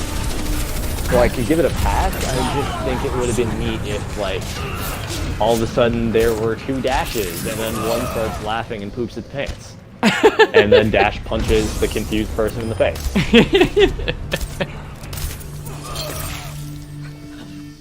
Like, I don't like writing prose at all. I think you can be completely creative without adhering to these quote-unquote laws of writing. But in some instances, you do feel robbed if Chekhov's gun doesn't go off. Yeah. See through the dragon's eyes. Yeah, but that's just another little thing. Yeah. We're really just talking about possibilities at this point. My ultimate enemy. Yeah. It's always a neat thing to think about. God, what else in the movie was there? We've talked about a lot of it. Yeah. We went pretty deep into Paul Abdul. Thank you. I'm sorry, I just can't unsee it. She looks like an mid-season American Idol Paul Abdul with short hair and face. And she also looks like Tina Fey's character in Megamind, but with worse hair. She did a little bit. And I don't know if that's a testament to how good Megamind is, but or how bad not bad, but like how much less good Incredibles 2 is, but I enjoy Megamind more than I enjoy Incredibles 2. I could see that. Megamind was a very fun movie, and the way it used music was really good too. Yeah. Speaking of how movies use music, did you stick around through the credits? No, my family hates doing that. Oh my god, you should have, man. They played the musical, like the actual musical jingles for the heroes. They did? Oh, it was phenomenal. Like Frozone had a slightly racist cool jazz thing, which I'm only saying is slightly racist because it was a black jazz number, but at the same time during that age that absolutely would have been it, so it's also appropriate. And they played Elastigirl, Stretchy, the bad guys can't escape her reach, and Mr. Incredible punches the bad guys, pow pow pow. Oh dude, that's phenomenal. Well, I mean, I'll That was a definitely... good time. I probably can look that scene up on YouTube, hopefully soon, or if I mean, I don't see any reason why Disney would want to put that up before they release that on DVD, but whether I can see it online or not before the DVD comes out, it's definitely going to be something I check out. And I want it to stay. I recommend checking it out. I wouldn't mind making it like my phone game or something. Like, I really wish my family liked staying until the end of credits more, because they never do. They fucking hate it, and I always miss something cool because of it. And the people who made this movie had really interesting, cool names. Like, Frank Fajol, who is unfortunately named after a pasta dish. Yep. And I mistakenly pronounced fagioli the first time before I realized what it actually was. Because have you Adam seen? Fucks? Shout out to Adam Fucks. I was just gonna say real quick. Have you seen Mike Birbiglia? I forget which Mike Birbiglia special it was, but it was just one of them. Yeah, no, that special is why I realized I was pronouncing it wrong. No, we're fake Italian. We're New York Italian, Dad. You're gonna have the fagioli like everybody else. Enemy turrets destroyed.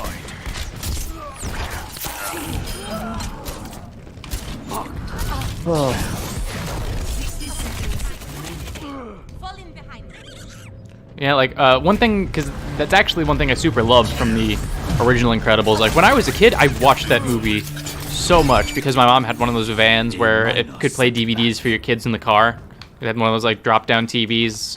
It's really tiny and useless now, but, like, back then, like, we just had a bunch of Disney Pixar movies that we would watch. Going to fucking, the store, or just on, like, trips or anything. And Incredibles was one of the movies that we watched a lot. And when my brother wasn't paying attention, my brother would always take off the headphones or whatever, because it came with headphones. He would take off the headphones, like, when the movie was over, but I'd still let it play, and I'd just listen to the credits, because I just love the Incredibles credits. I can't tell you how many times I've watched those and how well I remember it to this day. Like, those credits were some of the best that I'd seen.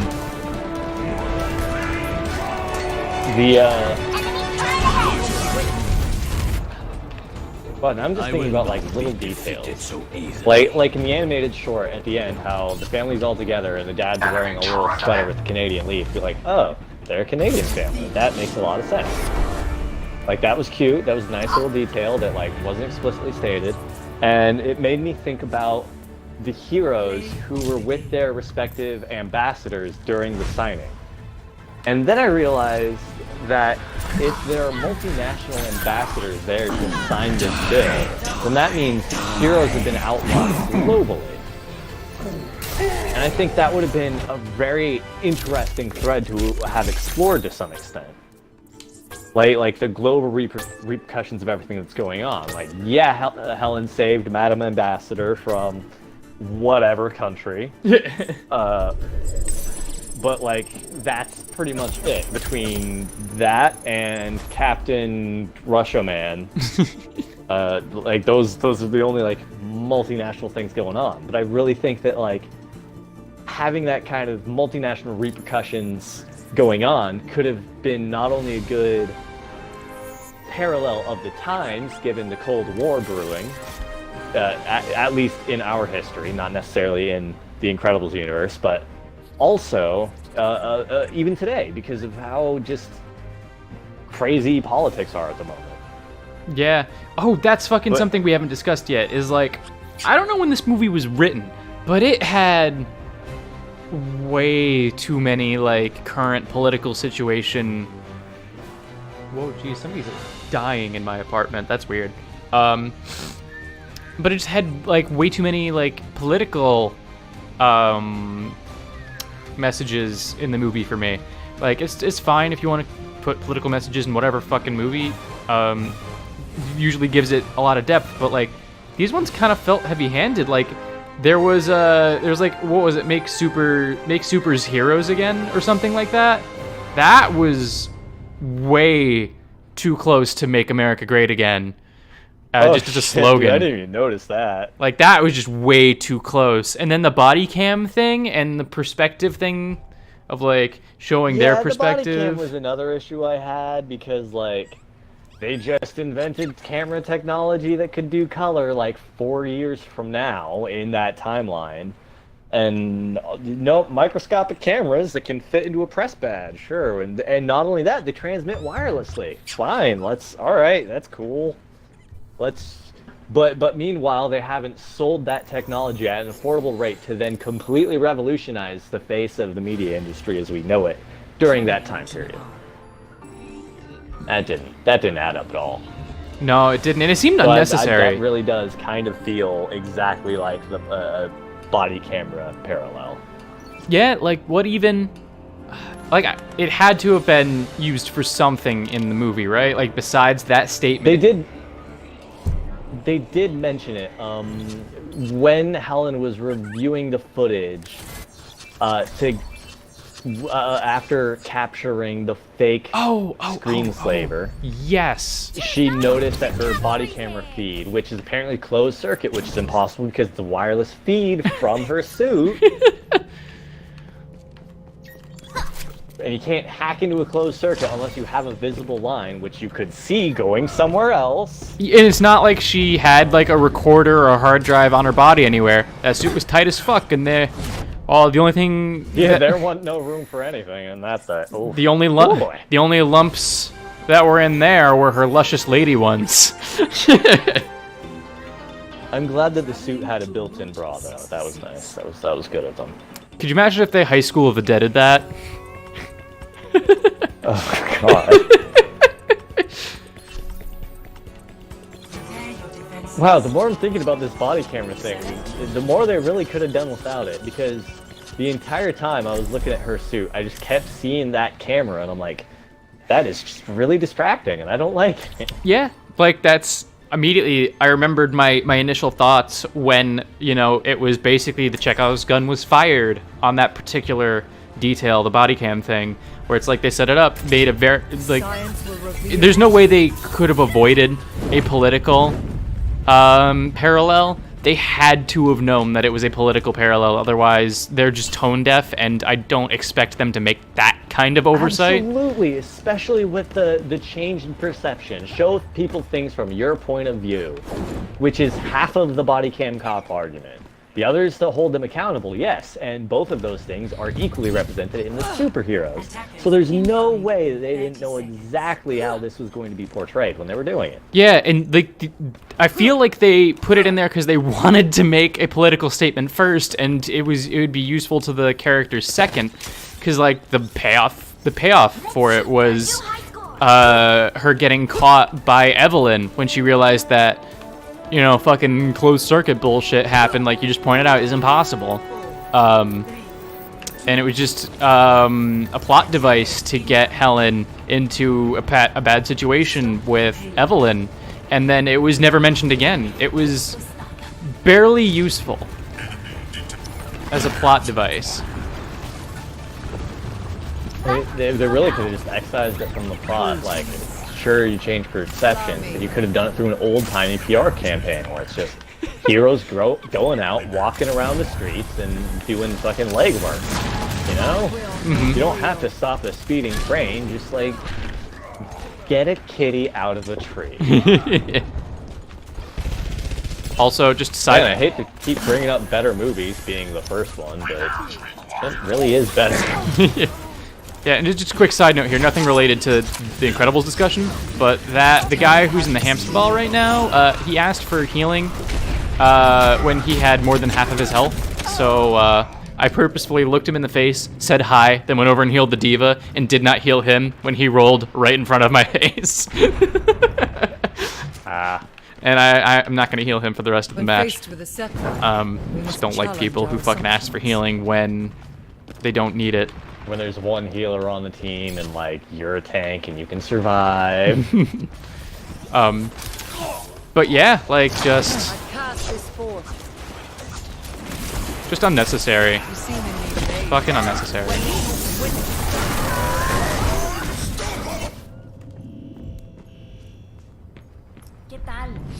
Yeah, that part was definitely the part that bothered me the most about, like, the hidden messages of the political messages in the movie. That's really what bothered me the most.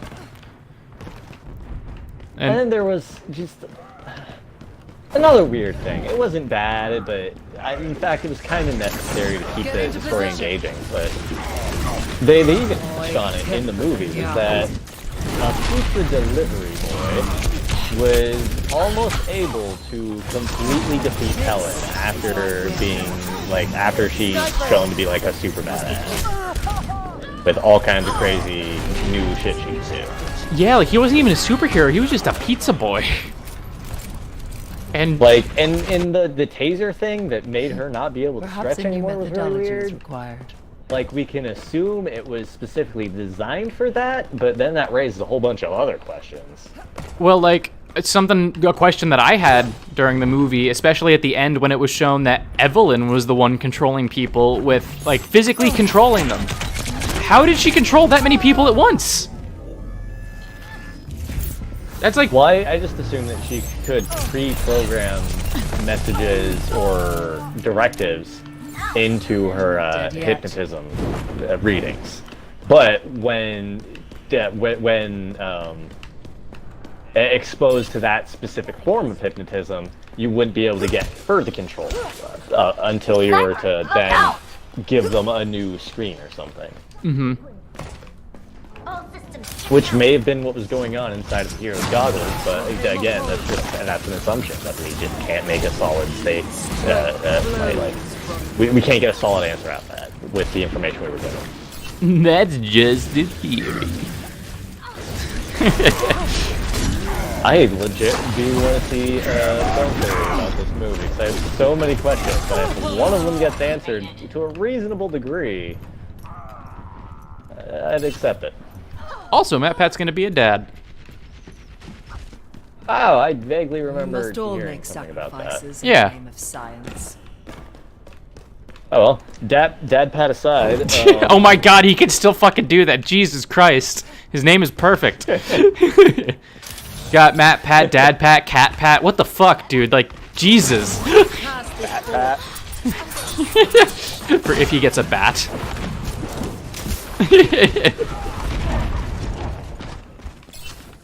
Alright, His wife's. Jeez, no, I'm not going there. shit, what else happened in this movie? Oh my god. I think you could tell where I was going just based on the rhyming scheme, so I'll leave it at that for the first fucking stream.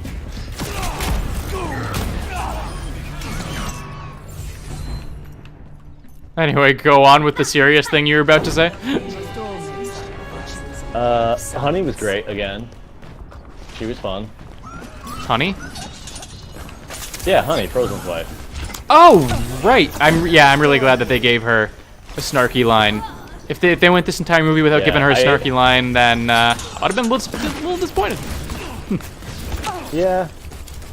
And I was telling I was saying yesterday how like they keep this series going, and like the next movie or a movie after shows Frozone's wedding to Honey, with them at the ceremony, and she's still off screen making a snarky comment. That would be amazing.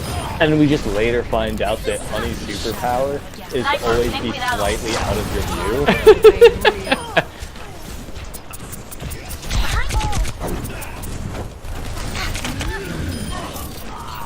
I just think that'd be really silly and a good time. That would be really silly. And meta. Meta as fuck. Yeah. Regenerating cellular structure. I will not be denied. So what else happened in this movie? I do wanna touch at least a little bit on each major plot point. Yeah. EMP activated. I can't think of anything that we haven't really talked about yet. You might be able to pull something out better than I can because you saw it more recently. Okay, in no particular order, the freezing chamber that Evelyn built for Helen. She's like, oh, don't stretch her little snap. But Helen managed to get like her hand most of the way up to her face with stretchy powers. This was the expected. All I can think of is like, Is my will. your face and head is really stretchy too, so what the fuck was that? Like, could you just move your head? Like, yeah, whatever, you break, but also you'd be free because you got yourself out. You slap away the glasses or something. Just a lot of movement you could have done in that Perhaps a new situation with the methodology small amount of movement she was shown to have had. Yeah. But you know, it's just a little thing, you gotta create drama. Yeah. Did they have to explain it Else to, happened. did they have to explain it to be like conveniently like low enough temperature to where she can't stretch but high enough to where she can't die? Like I think they said that. Yeah. I don't remember the not die part, but Well, not freeze to death, hypothermia, It was- stuff like that.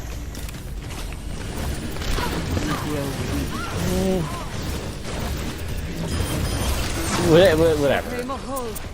I'm just leaving that one where it is. No matter what it is, I'm not going to be completely satisfied with it. Yeah. And that's on me. Well, I mean, it's a nitpick too.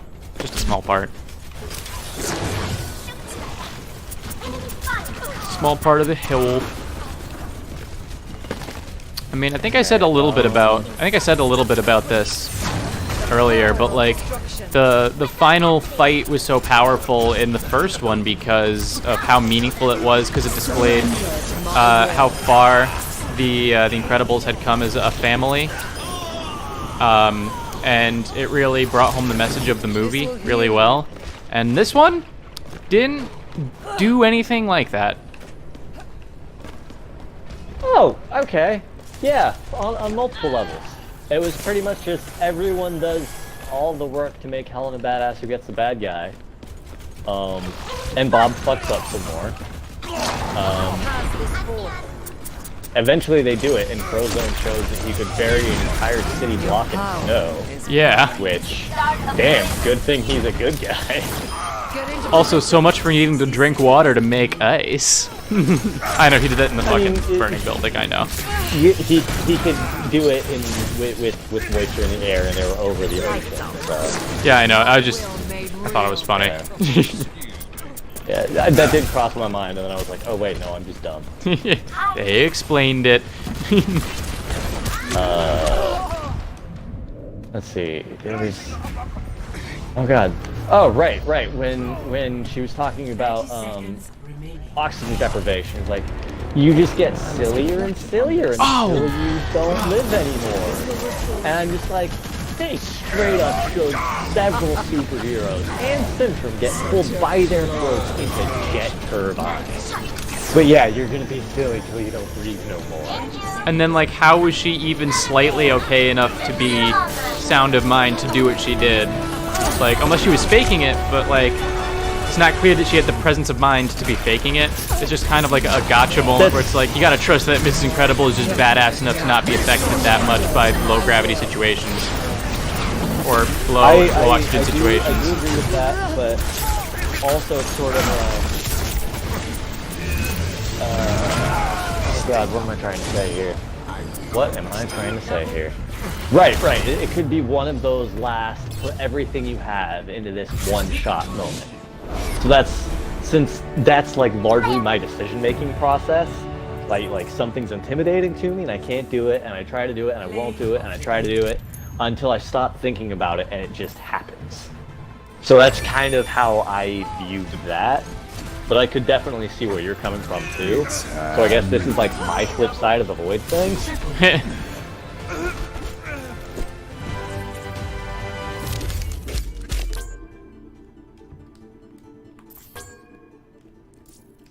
Oh shit, I made it to endorsement level 2. I haven't. Cool, I guess. How the fuck do you level up? I don't know. I got endorsed and now it went whang! Huh. You must get more endorsements than I do, because I still haven't leveled up.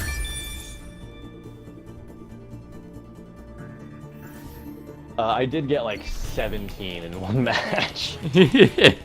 In one 12-player match. Alright, so... Jeez, what else? Alright, yes, alright, back to the finale. It was everybody working together as a family to hammer home that final point.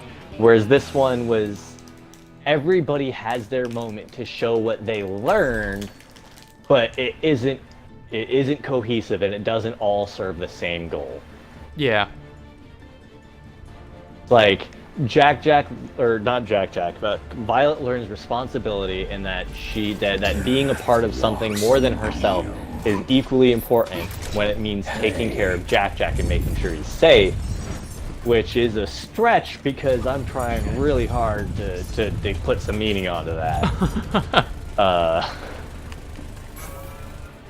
And like Frozone, Bob's okay not doing everything, even though he does the hardest thing, which is move the rudder underwater. Mm-hmm. We already established how Dash didn't have a lesson to learn. Void has her thing, which I already said doesn't really like feel as impactful as it looks like it should be. Mm-hmm. And there's a whole bunch of other... I don't know, man. Yeah, I think we glossed over it originally because we just decided it was a lot simpler and more succinct to say cohesiveness problems, because that's really what it is. You can get specific about it, Apparently the game sound is tad overbearing as compared to when we started. Okay, I can take it down a bit. Alright. Boom. There we go. Man, what else? I really want to do this like chronologically, but I cannot reconstruct this movie in my mind. I mean... Alright, okay, can we touch on for a second how much of a complete fucking asshole Dash was? How so? Someone help me move this thing. When on the news they're like, oh, we found the Incredible and this billionaire just bought it at auction for like bajillions of dollars. Yes. And Bob's like, that's my car, fuck you, that's my car. And he pulls out the remote and turns it on and everyone freaks out. And Dash is like, whoa, cool, what else can it do? And he steals the remote and he's like, oh, it has rockets? He's like, that's a rocket launcher, don't touch that, fire the rockets! In a room full of people. I do remember that now, actually. Dick move, kid. A little bit. I don't know. Dash was actually probably one of the more fun characters in the movie, just because he didn't really have to do anything. He could just kind of do whatever the fuck he felt like. He was a fun character, and I liked him on screen because there wasn't anything writing. He didn't have any expectations to live up to through character growth. He didn't have any meaningful moments. He served the purposes he needed to, but didn't feel like he was like... It didn't feel like he was useless in the grand scheme of things. Yeah. He just seemed like a solid person in this universe. A solid B+ character. Enemy turret ahead. Enemy turret destroyed. Oh boy. EMP charged. Yeah, because they tried to keep him as charming as he did before, and like when he fucking destroyed the house with the remote, that was really predictable. I mean, I didn't enjoy it probably as much as everybody else did because I saw it coming, and that was like the only time we saw him for a bit where he did anything, and so I just felt kind of hollow. The whole like, why did they change math bit didn't make a whole lot of sense to me, but I really enjoyed it and it was fun, and that kind of legitimate anger over something that doesn't really have any major repercussions but feels like a personal slight against you is something I empathize with so thoroughly. that was yeah. I immediately was like, oh god, that's gonna be I don't want kids, so hopefully that won't be me. But like, if I ever have kids, that's gonna be me. Where it's like I'm just sitting at like 1 a.m. with the kid's math textbook while he's asleep. I'm just like, why did they change math? Just sitting up the book in your fucking accounting calculator. I'll fucking teach this math to change on me. Why the fuck did they change math? God, it was fine when I was a kid. Why did they have to change it? Why? And it's like, it was algebra. I don't... I don't remember much algebra, but from what I do remember about algebra, there's not a whole lot of algebra that can do changing, you know? Like maybe the order of operations is switched to a slightly more esoteric version, but I don't know 60s math. I'll leave that one to I don't know. Well, I mean, The science dude on Game Theorist. I do with the blue text, that guy. I think I think it's more so like they changed the way they teach it rather than they changed math itself. Well, yeah, well, blame Texas. Fuck you and your instruments. They're really expensive instruments that we no longer need because we have iPhones.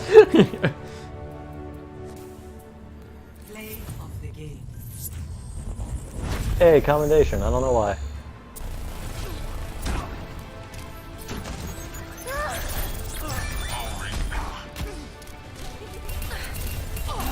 Alright, so then there was Jack doing crazy baby stuff with Trash Bandit, which just beautiful scene, but just extraordinarily illustrated how Jack is not in fact a baby.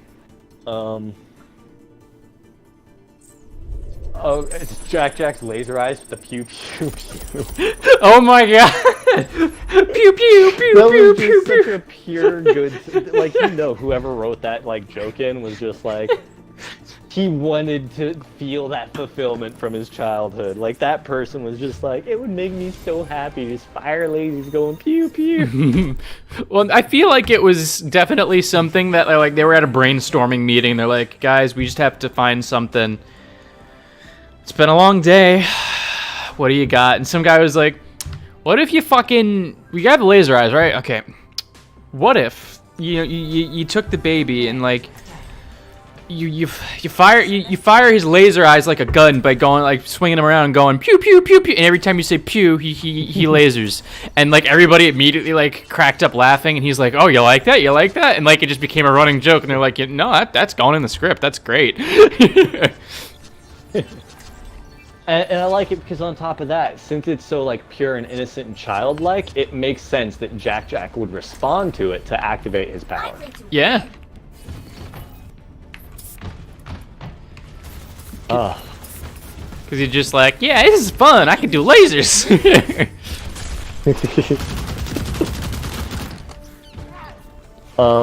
Okay, with Math, Incredible, calling over Lucius to help with Jack, and Lucius being like... I did kind of like that scene, because it showed very much that Bob was willing to seek out help now. Granted, it's from the person he was seeking out help with to do his moonlighting as a super in the first place, so... And I kind of rewrite that, but...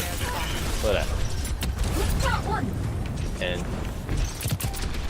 And it did kind of undercut the whole don't tell Helen because then she won't be a super anymore, and then I won't get to be a super, and that was, man, you know what, I'm just going to skip past that because it just makes me feel bad about the movie.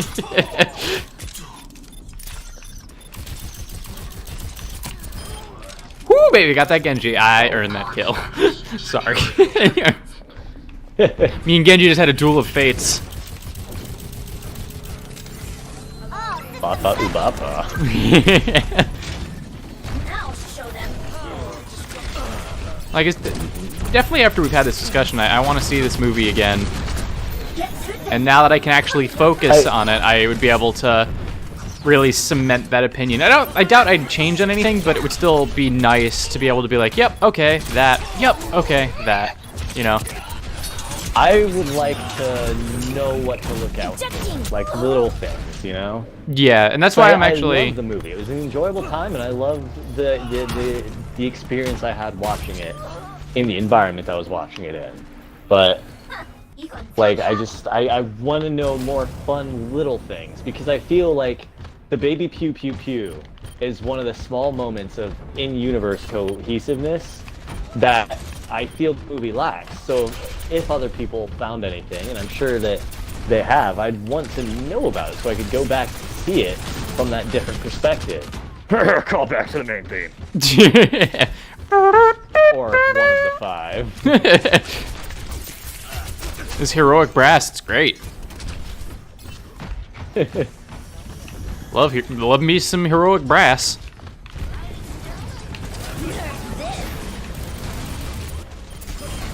Oh, there was like 5 people over there. We already hit on Edna. Yep. Also, like I feel like she was perfect. Everything she did in the movie, amazing. Absolutely. She was exactly what she needed to be and what the movie needed at that moment. And I love that she was like, no babies, no babies, please. Oh wait, he has powers? I would like this very much. Like I said, You favorite. get your food because you must swear an unending life from now to the end of time in this and any dimension. But baby, I do it for free. Oh jeez, she's such a fun character. She has some of the best I love lines. her. Like I think she had the best line in both movies. I think my favorite part with her in the first one was when she like smacked Helen on the face when she was worried that Bob was cheating on her. She's like, "Pull yourself together!" And just, I've said it to you many times where you're just like, you're like, somebody's like, "Go fight, win," or something along those lines, and I always have to counter with, "And call me when you get back, darling. I enjoy our visits." It's so perfect. Like, I don't even remember what her whole spiel is, but I love that it all cements to, he is an incredible man, but you are an amazing woman. So go grab him by a fucking balls and show him who you are. Pretty much. Oh my god, she's the best. And then fucking baby Jack with the lollipop, so perfect.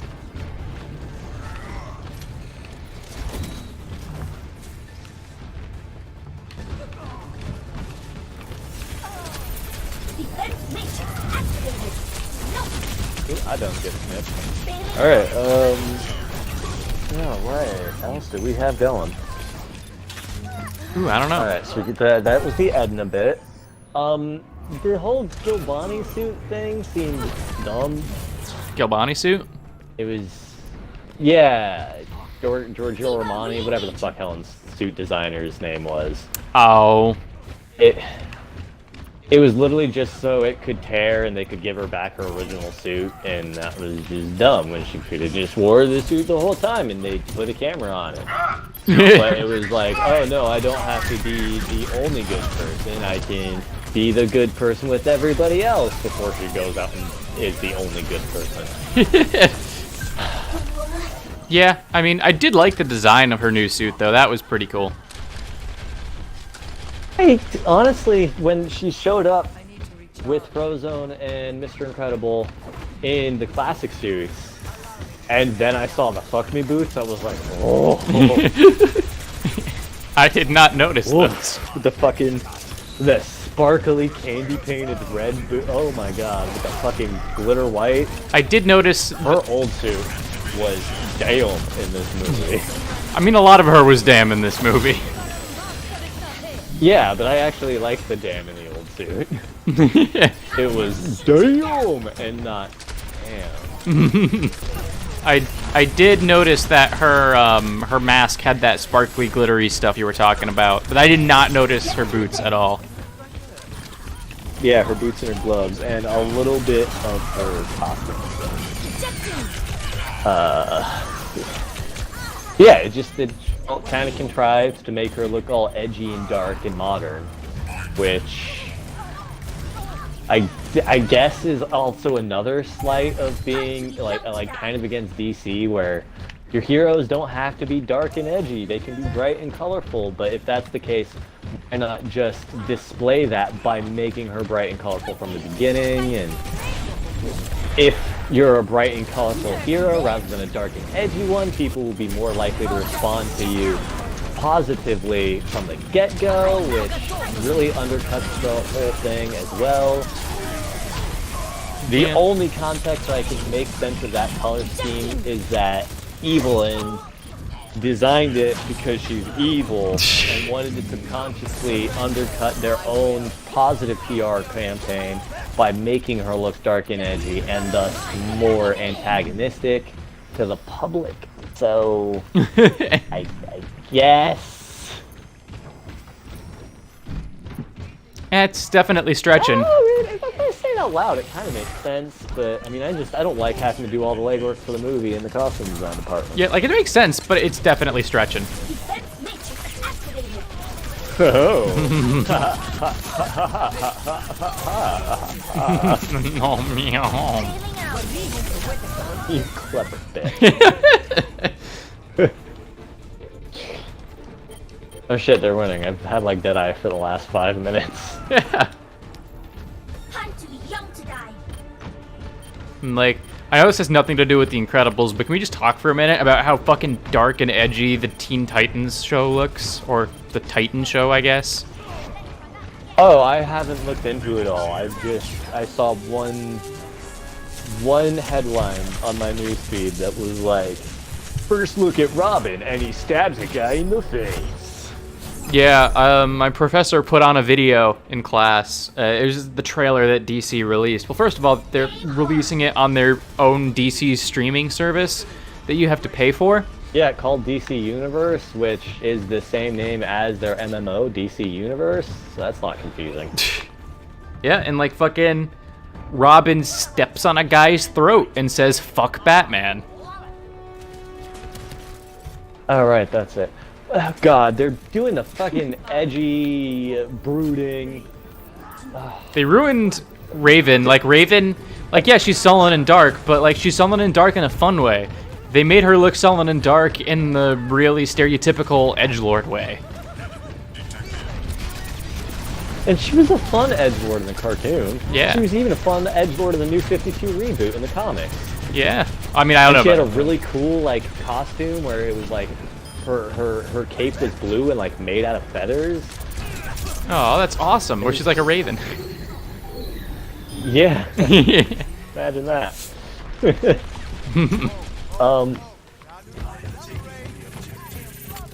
It's just the only Robin I could ever imagine being that kind of like fucking moody is Jason Todd after he dies and is reincarnated as the Red Hood, or Damien because he's a little shit sucker. Yeah, and that's not even an excuse because he is Dick Grayson because they show him as an acrobat as a flying Grayson. Archer, thief, mage, and acrobat. Huh, yeah! I guess I finally got in there! I'm definitely the acrobat!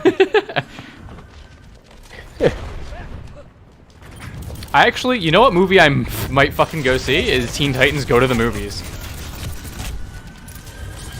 Is that a Teen Titans Go movie? Yes, it's coming to theaters, and it's probably out by now. Oh, that sounds legitimately enjoyable. I understand that everyone's like, fuck Titans Go, ruin Teen Titans, but like, it's fun. It looks... It's fun. The theatrical poster they released for it makes it look fun. Like, it has all the characters, like, watching the Teen Titans Go movie in the theater, but it's, like, from the perspective of, like, the theater screen, so you're looking at them in the crowd, and fucking Slade is in the back videotaping the movie. You see, that's the thing, like, I understand it. Like, it's not the same series that we had, whatever. But quit sucking your shit out of your own, like, goddamn ego. Things change, and this is just the incarnation that happened to take its time. The show that we got is vastly different from the comic run. Yeah. Like, I'm sure that there are people who read the comics, who watched the show, who are like, oh my god, they ruined my favorite thing. And it's not unique. It happens to everybody, so if you just learn to separate it, like, that show is not the show that you have watched. It's its own entity, and you shouldn't judge it by the other thing because that thing is over. Yeah, like, I haven't seen any of the new I haven't seen any Teen Titans Go. I haven't watched it. Oh, I wasted that. I didn't realize we were still playing. Like, I haven't watched any of the Teen Titans Go. And I hadn't for the longest time because I was like, this isn't my Teen Titans. But, like, I've come around to it now where it's like, I don't hold any ill will towards it, you know? And I'm genuinely interested in the movie. Like, it looks like it's probably going to be really fun and a good time. I'm glad. So I remember that you and Dan were both very averse to Teen Titans Go, and like, yeah, I'll fully admit, it's dumb. It's a dumb show. That's not, yeah. Cyborgs are fucking idiots, so. Yeah, they It's are. not like the old show wasn't done either. Yeah. And like, fucking, what was I gonna say? I don't know, I completely forgot what I was gonna say. Damn it. I hate it when that happens. I'm sorry, that's my fault. No, it's fine. Damn it, how did my triple kill not get... Whatever, fuck it. I don't care.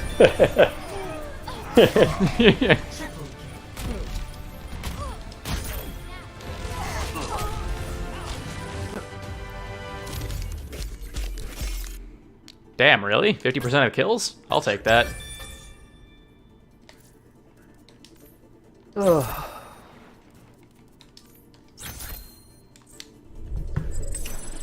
Yeah, that's really like the last bit of the Incredibles thing, is that this one also didn't really have any commentary on superheroes as a genre, because the first one totally had some commentary on like the classic superhero genre, and the superhero landscape was a lot different in like 2002 whenever the movie came out. And it's much Absolutely, when the only good movie you had was, I think, the original Spider-Man.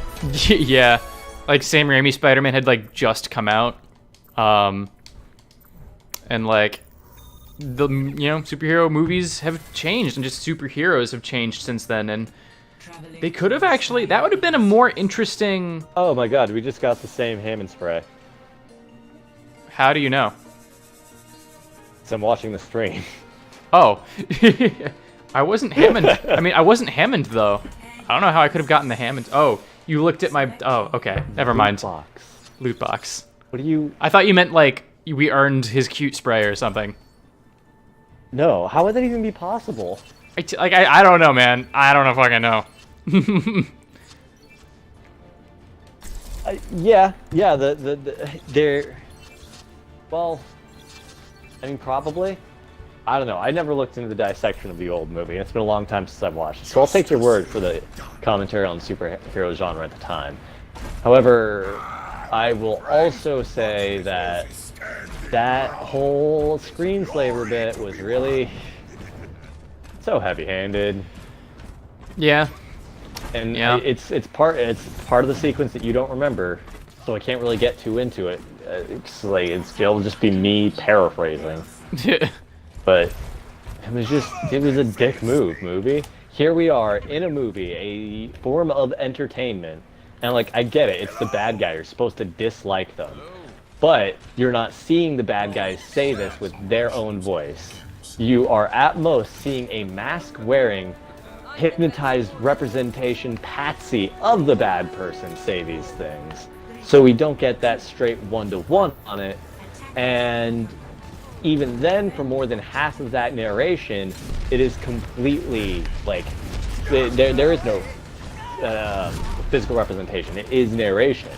So then it's just the movie telling us these things. Yeah. And so then it's the movie making comments about movies that we just paid, like, $20 to go see.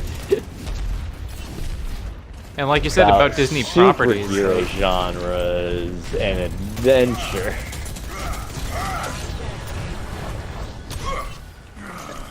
Yeah, like you Like, said. I know Pixar isn't Marvel Studios. They're both owned by Disney. And it's a bit of a fucking risky move. Yeah. And it definitely irked me. Yeah, I totally didn't notice it at the time, but yeah. I wonder how Disney felt about that. Like, I'm sure they had to run it by them. I'm sure they had to run everything by them. I'm sure that it absolutely was, just because, like, it's the villain of the movie, you're supposed to dislike them, so we're going to say some things that the audience is going to dislike. It's just that from the perspective of which it's set. It really seems like it's movie. Yeah, like, you know what? That's actually kind of consistent with what the first one did, where it's like the message that you take away is like not the typical message you would usually get of like, be good, do the right thing or something. It's, nah, look at the screens, get all up in there, don't ever leave them. It's better there. Not that that was the message or anything, but like, you get what I'm trying to say. Where it's like, it's got that weird undertone message again, where it's like, really? You're gonna say that? Like the villain was very much when everybody is special, nobody is special.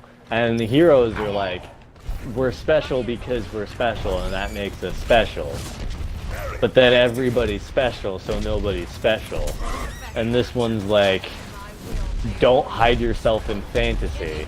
The villain's message is don't hide yourself in fantasy because you'll miss the world around you for the worse. But then the heroes are like, do the fantastic because it's the best way to experience life or some shit. I don't know. Yeah, it was really. It really gets funny. its like hero and villain messages crossed. Yeah, it does. That it does.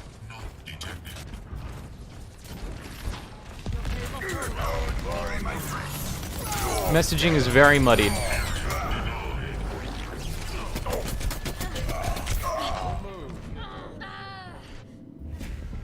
So, even though point systems are completely bullshit, especially if there's absolutely nothing to judge them against as a solid, this is the middle of the road metric, what would you rate the movie?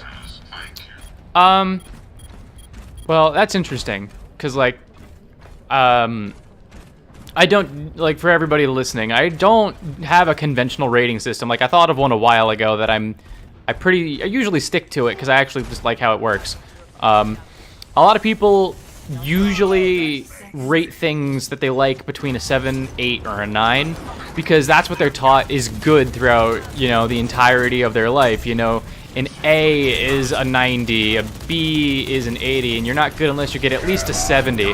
So, like, that fucking sucks. But really, like, anything that's a 5 is an average, and anything above a 5 is above average. So that's how I usually rate things, is like, 5 is average, anything above a 5 is above average. So most things fall between a 4 and a 6 for me, just because of, you know, statistics. And anything that gets to be an 8 is something that I really fucking love. And the same thing with, like, anything 3 and below is something I'm really like, not really into it.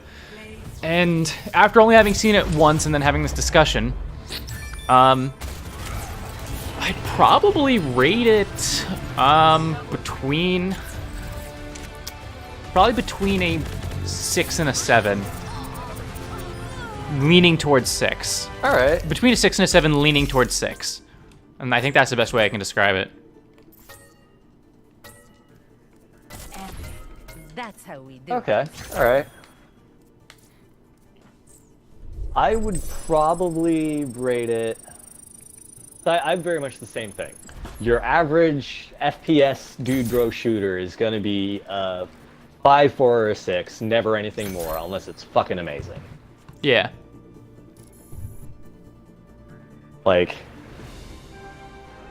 But I would probably rate this a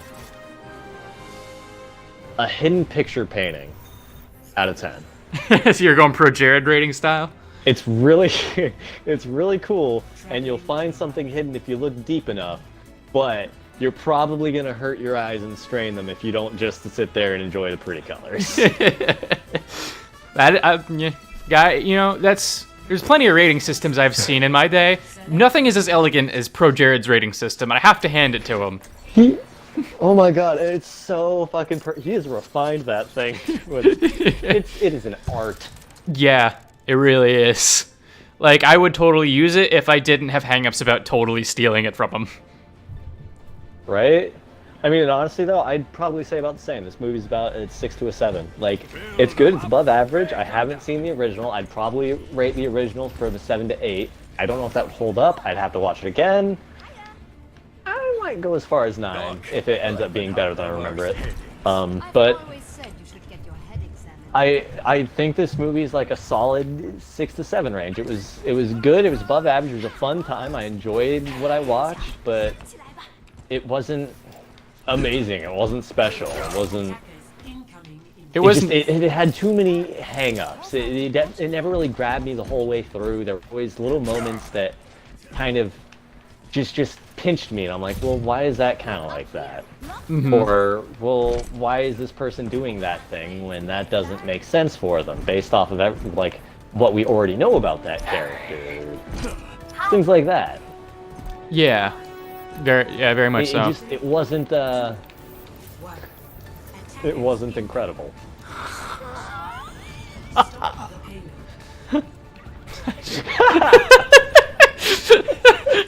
That sounded like it hurt. Well, I tried to get just the one ha out of that, but a second one had to squeeze its way out, otherwise it would have. I feel like a poopy.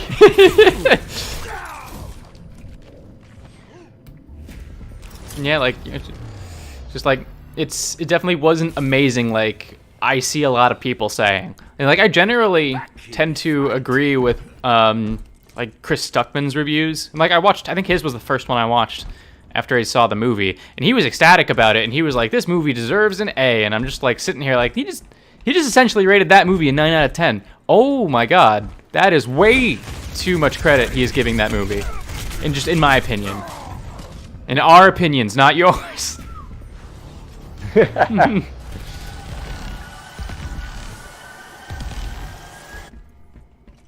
Let's get this done.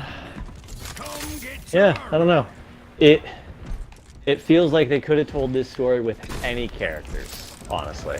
Yeah. Like any superhero setting, they could have done this story. It didn't have to be The Incredibles, which is why it wasn't incredible. Nothing about these characters spoke to me in a way that's like only they could have done this because of the past movie. And yes, we shouldn't judge this movie based on the past movie, but it's judging itself by that movie as well. I mean, I don't feel like I have to think like that. Like, I'm perfectly okay if if the movie's in the same franchise as another movie, it's perfectly acceptable to me to compare it to any of its other like predecessors or whatever comes after it. That's a totally fair thing to judge it for in my mind. A Star Wars or any Marvel movie, but oh, Nice. yay me. I will say that, yeah, this one is a little bit different because the sequel wasn't planned. And like I've said this hopefully twice now, this will be the third time. Extra credit to Pixar for trying to go the more difficult route and skipping the time skip and trying to go the hard route instead of taking the easy way out, which would have been a time skip. And, you know, more power to them for telling the story that they did. I honestly think that they told the best story that they could with the restrictions that they were given. And the things that we were talking about would have really only boosted the movie up to probably a solid 7, you know? Yeah. I don't think they peaked out with what they could have done given their circumstances. Like, but I will say that they definitely did a hell of a job with this movie, no matter what. Like I know I actually complained, like legitimately complained about how the characters looked with the new animation. But everything about this movie was just gorgeous. It was stylized. Captain Static Pants, his two-dimensional like cartoon-ass cereal box lightning effect was awesome. Void's rifts looked cool. It was a beautiful movie. They told I don't want to say an interesting story, but they told an engaging story. Yeah. Without taking the easy way out, like you said, and that I like huge props for that.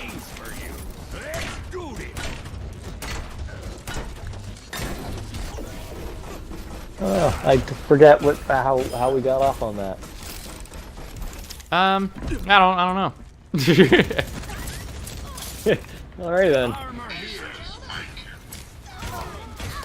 Oh right, she didn't want to not judging the movie by previous movie standards. Yeah. Alright.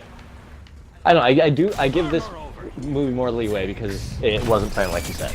Yeah. And I feel like it's more acceptable to judge any Marvel movie or at this point DC movie by those standards because they absolutely are an interwoven universe and essentially one long continuous story. Yep.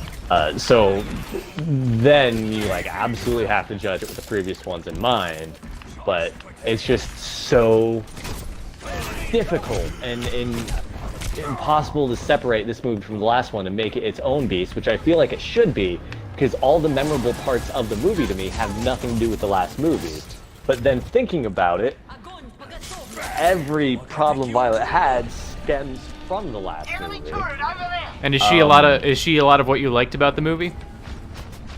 I mean, I definitely liked her. I really liked Violet.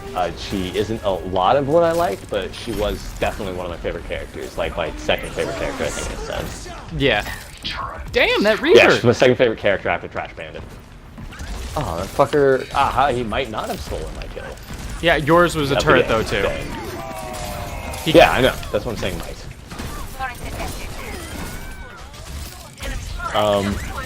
Anyhow, so yeah, hers is very much interwoven on the last movie. A lot of what Bob is doing is based off of the past, a decent amount of which is represented by elements from the last movie. Helen was completely separate from the last movie, essentially. Frozone was there. As he was. Dash was there.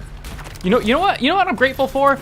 I'm glad that we got a new moment with Honey, and one that spoke to her personality instead of just referencing the line from the last one. I would have been upset if they just kind of like referenced it or had her say the exact same line. Yeah.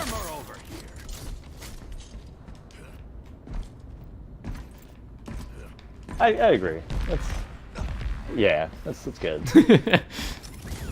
I didn't think about that until just now.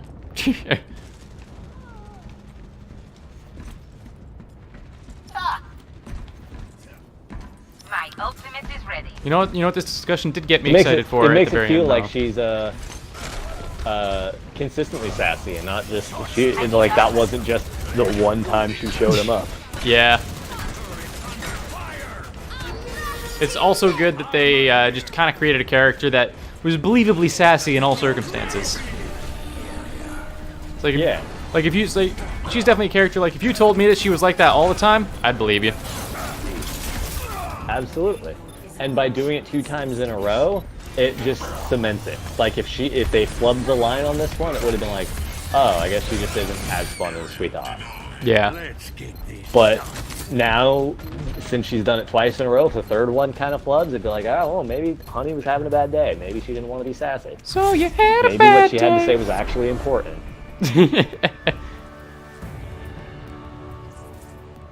So what were you gonna say makes what makes you excited for what now? When you brought up the judging universes thing, it just made me think of like you brought up Star Wars, and it just made me excited for doing a Last Jedi podcast. Oh right, because Last Jedi, fucking 8.5, 9 out of 10. Fucking come at me, Scrub Lord, eat my dick. Yeah, definitely. That movie is definitely between an 8 and a 9. Don't know which way I'd lean, but definitely up there. Like there are little bits that you can definitely say, yeah, this didn't need to be here. No, this didn't make sense. Or why? But fuck you, I can't name any.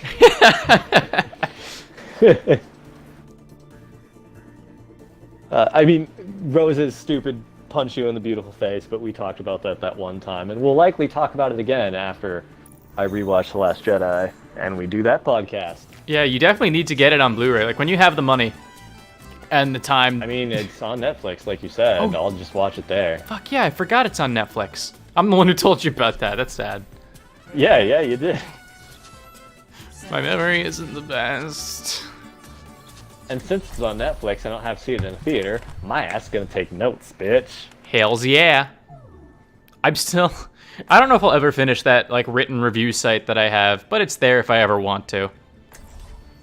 And like if I ever do, like if I can write 5 reviews, if I can like write 5 reviews of 5 movies, no matter like what they are, if I write 5 reviews, that's when I'll be like, all right, I'm gonna publish this site now, and I'd buy the domain and pay like $5 a month for it, Be nice. But I feel you. But I have not worked on that review in weeks, so may come back to it, may not. Not a big deal. And I'm happy that it's not a big deal. If not, this is definitely going to be a place where we're going to be reviewing a lot of things. Absolutely. Regardless of whether or not anyone pays attention. Yeah, and I don't have to, because I like this. This was a good time. Yeah, definitely. Unless you have more to say, what say we just close this out with this match? It sounds good to me. Alrighty, because yeah, we've been streaming for 2.5 hours. That is a really decent stream. That's longer than like an H3 stream usually. Yep. But about as long as the Star Wars New Canon Book Club stream. Huh. Which, shout out to those fuckers. I've heard they They're are not good. fuckers, they're beautiful people. I'm sorry. Yeah, from me. Yep. You heard from me. Yes, I have.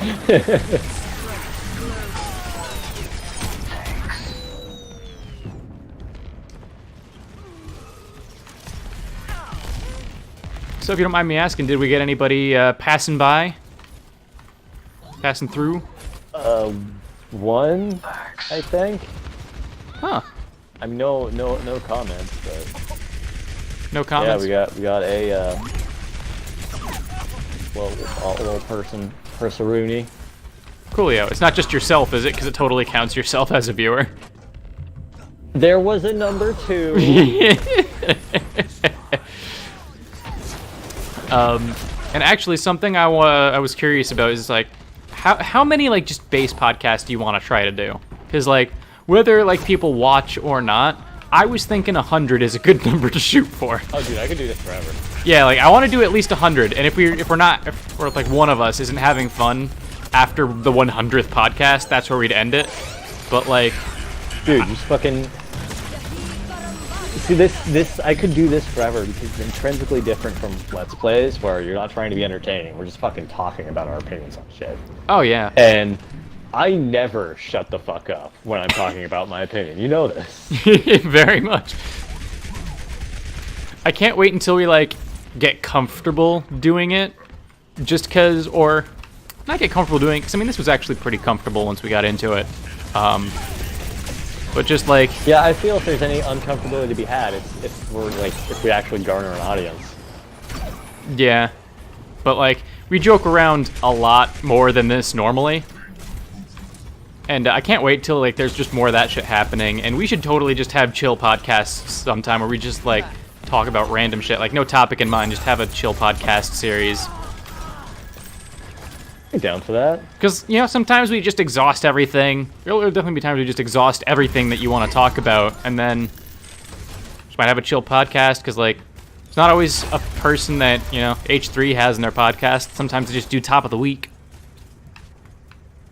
It's very true. Oh jeez. Yeah, I'm sorry for abandoning you, but I needed safety and also be a flying skibbit. Oh, that Tracer just got hurt. Ty the Rippy. Hey, he was the really good Reaper last time. No, legit though. Nobody could watch this for like 16 goddamn years or ever. And I'm down with doing it until we like hit several thousand or I lose my ability to speak. At this point, me too. I will inform you that like I'm gonna try to do just 100, and if I'm not having fun at the end of 100, I'll let you know, and I'll be like, you could probably continue it with somebody else, or it would just become an occasional thing for me. But I just want to shoot for 100 as a personal thing. Oh boy. All right. Because like I could very much see myself tiring of this, given enough time. Just because that's kind of my personality, is I can tire of anything given enough time. That's true. As an activity, I could see you doing that, and I don't know. Since I just view this as an extension of what we already do, that's why I feel like I can do it forever. Because I just speak with a friend while doing a thing. That's true. And you know what? It's probably because of that that even if I do stop liking it after 100, you'll be like, hey, so I want to talk about this. Do you want to stream? And I'll be like, fine, we talk about it anyway.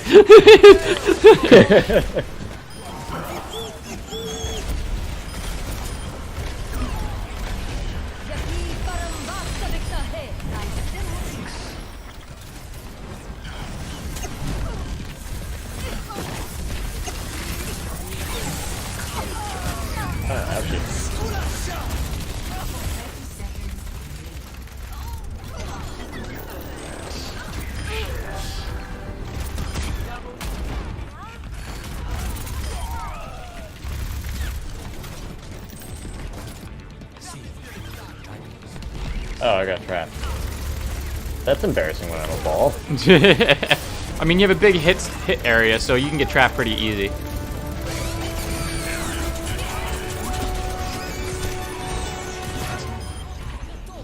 Damn, I got Farad. I got Farad and Wrecking Ball. Oh, her dragon gun looks so cool. Alright, there we go. Got all the mines.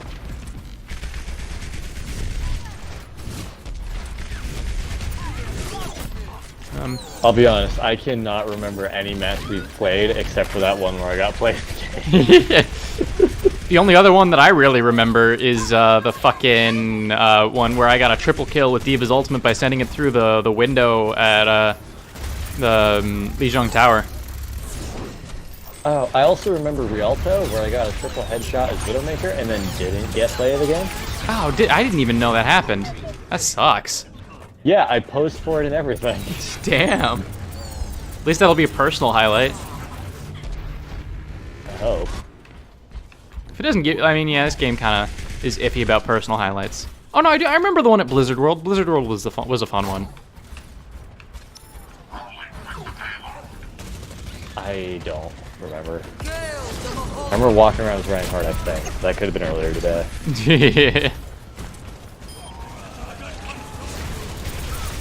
And I guess this is as good a time as any, that now that our opinions are over, it's time for yours. So, I imagine that since nobody's really here watching now, that you're watching this archived on YouTube or SoundCloud. I don't know if SoundCloud has comments, but if they do, leave some. Same with YouTube. That's easier to do. If they don't, go somewhere else and leave a comment. Email us.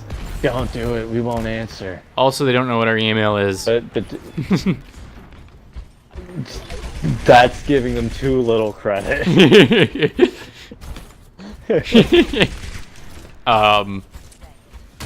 And if you are watching this archived and you're curious and want to catch us when we do go live, we're going to be trying to doing this on Thursday nights, like I said previously. Twitch.tv/ouropinions, and click that follow button to be notified. If we get enough viewers, we might become Twitch partners. Capital O. Be so cool. There aren't capitals in a link, but you know. You can pretend. Sir. Yeah. I suppose you could pretend. You could play some of the zeros, but then you're not watching our stream. Then you'll probably get a 404. We cannot lose. Attack. Isn't that what you really want, though? Good 404 on the 404 with a 401k. I feel like I've driven on the 404, but I also feel like that's like a New York or like a main roadway. I couldn't tell you. We should touch that point. Hanzo was on it. I got away from it because I heard, oh god, that. Well, not that, but Junkrat is what I heard.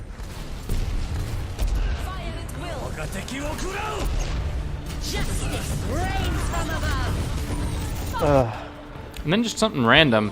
I've been loving the Game Grumps play Skyward Sword. I'm letting it build up for a little bit so I can just watch it on a day where I have nothing going on. It's always a smart thing to do. I'm always yearning for another one. Really? I got play in the game? Hey, nice. Wait, hey, we're ending it here. We're on a high note. Really? It was this? I mean, cool.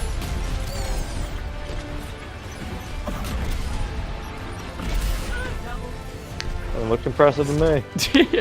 I threw bombs at people's faces.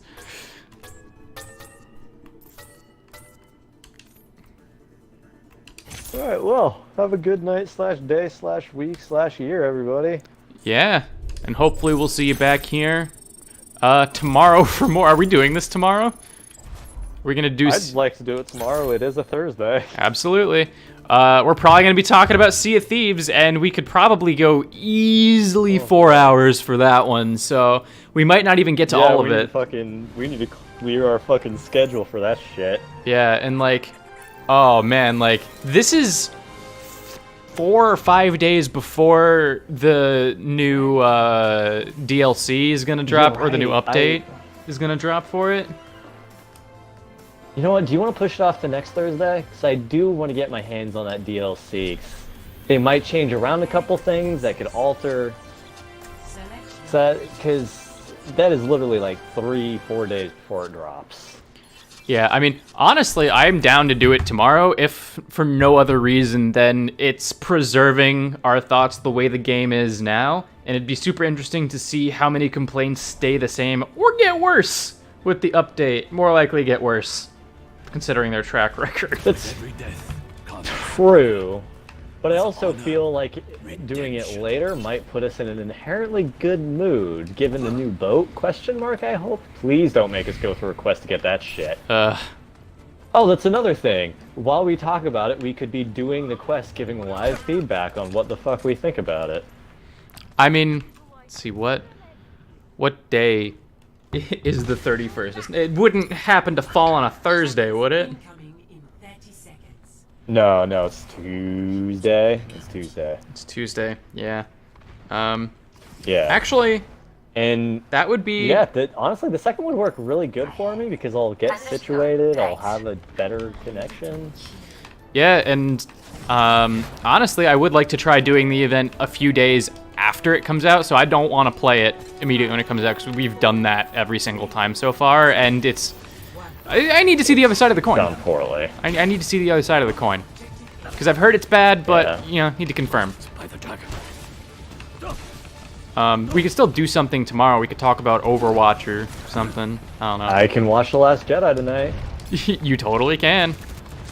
Well, hey, here's an incentive for anybody who finds us tonight. Doing Star Wars. I was gonna say there's an incentive for anybody. Oh, fucking hell, Doomfist. Bye. He had a gold fist too. That Jeez. scared me. Thank you. You're welcome. What a note to end on. Ah! Come back tomorrow for probably Last Jedi, alright? Have a good night, everybody. Bye. Alright.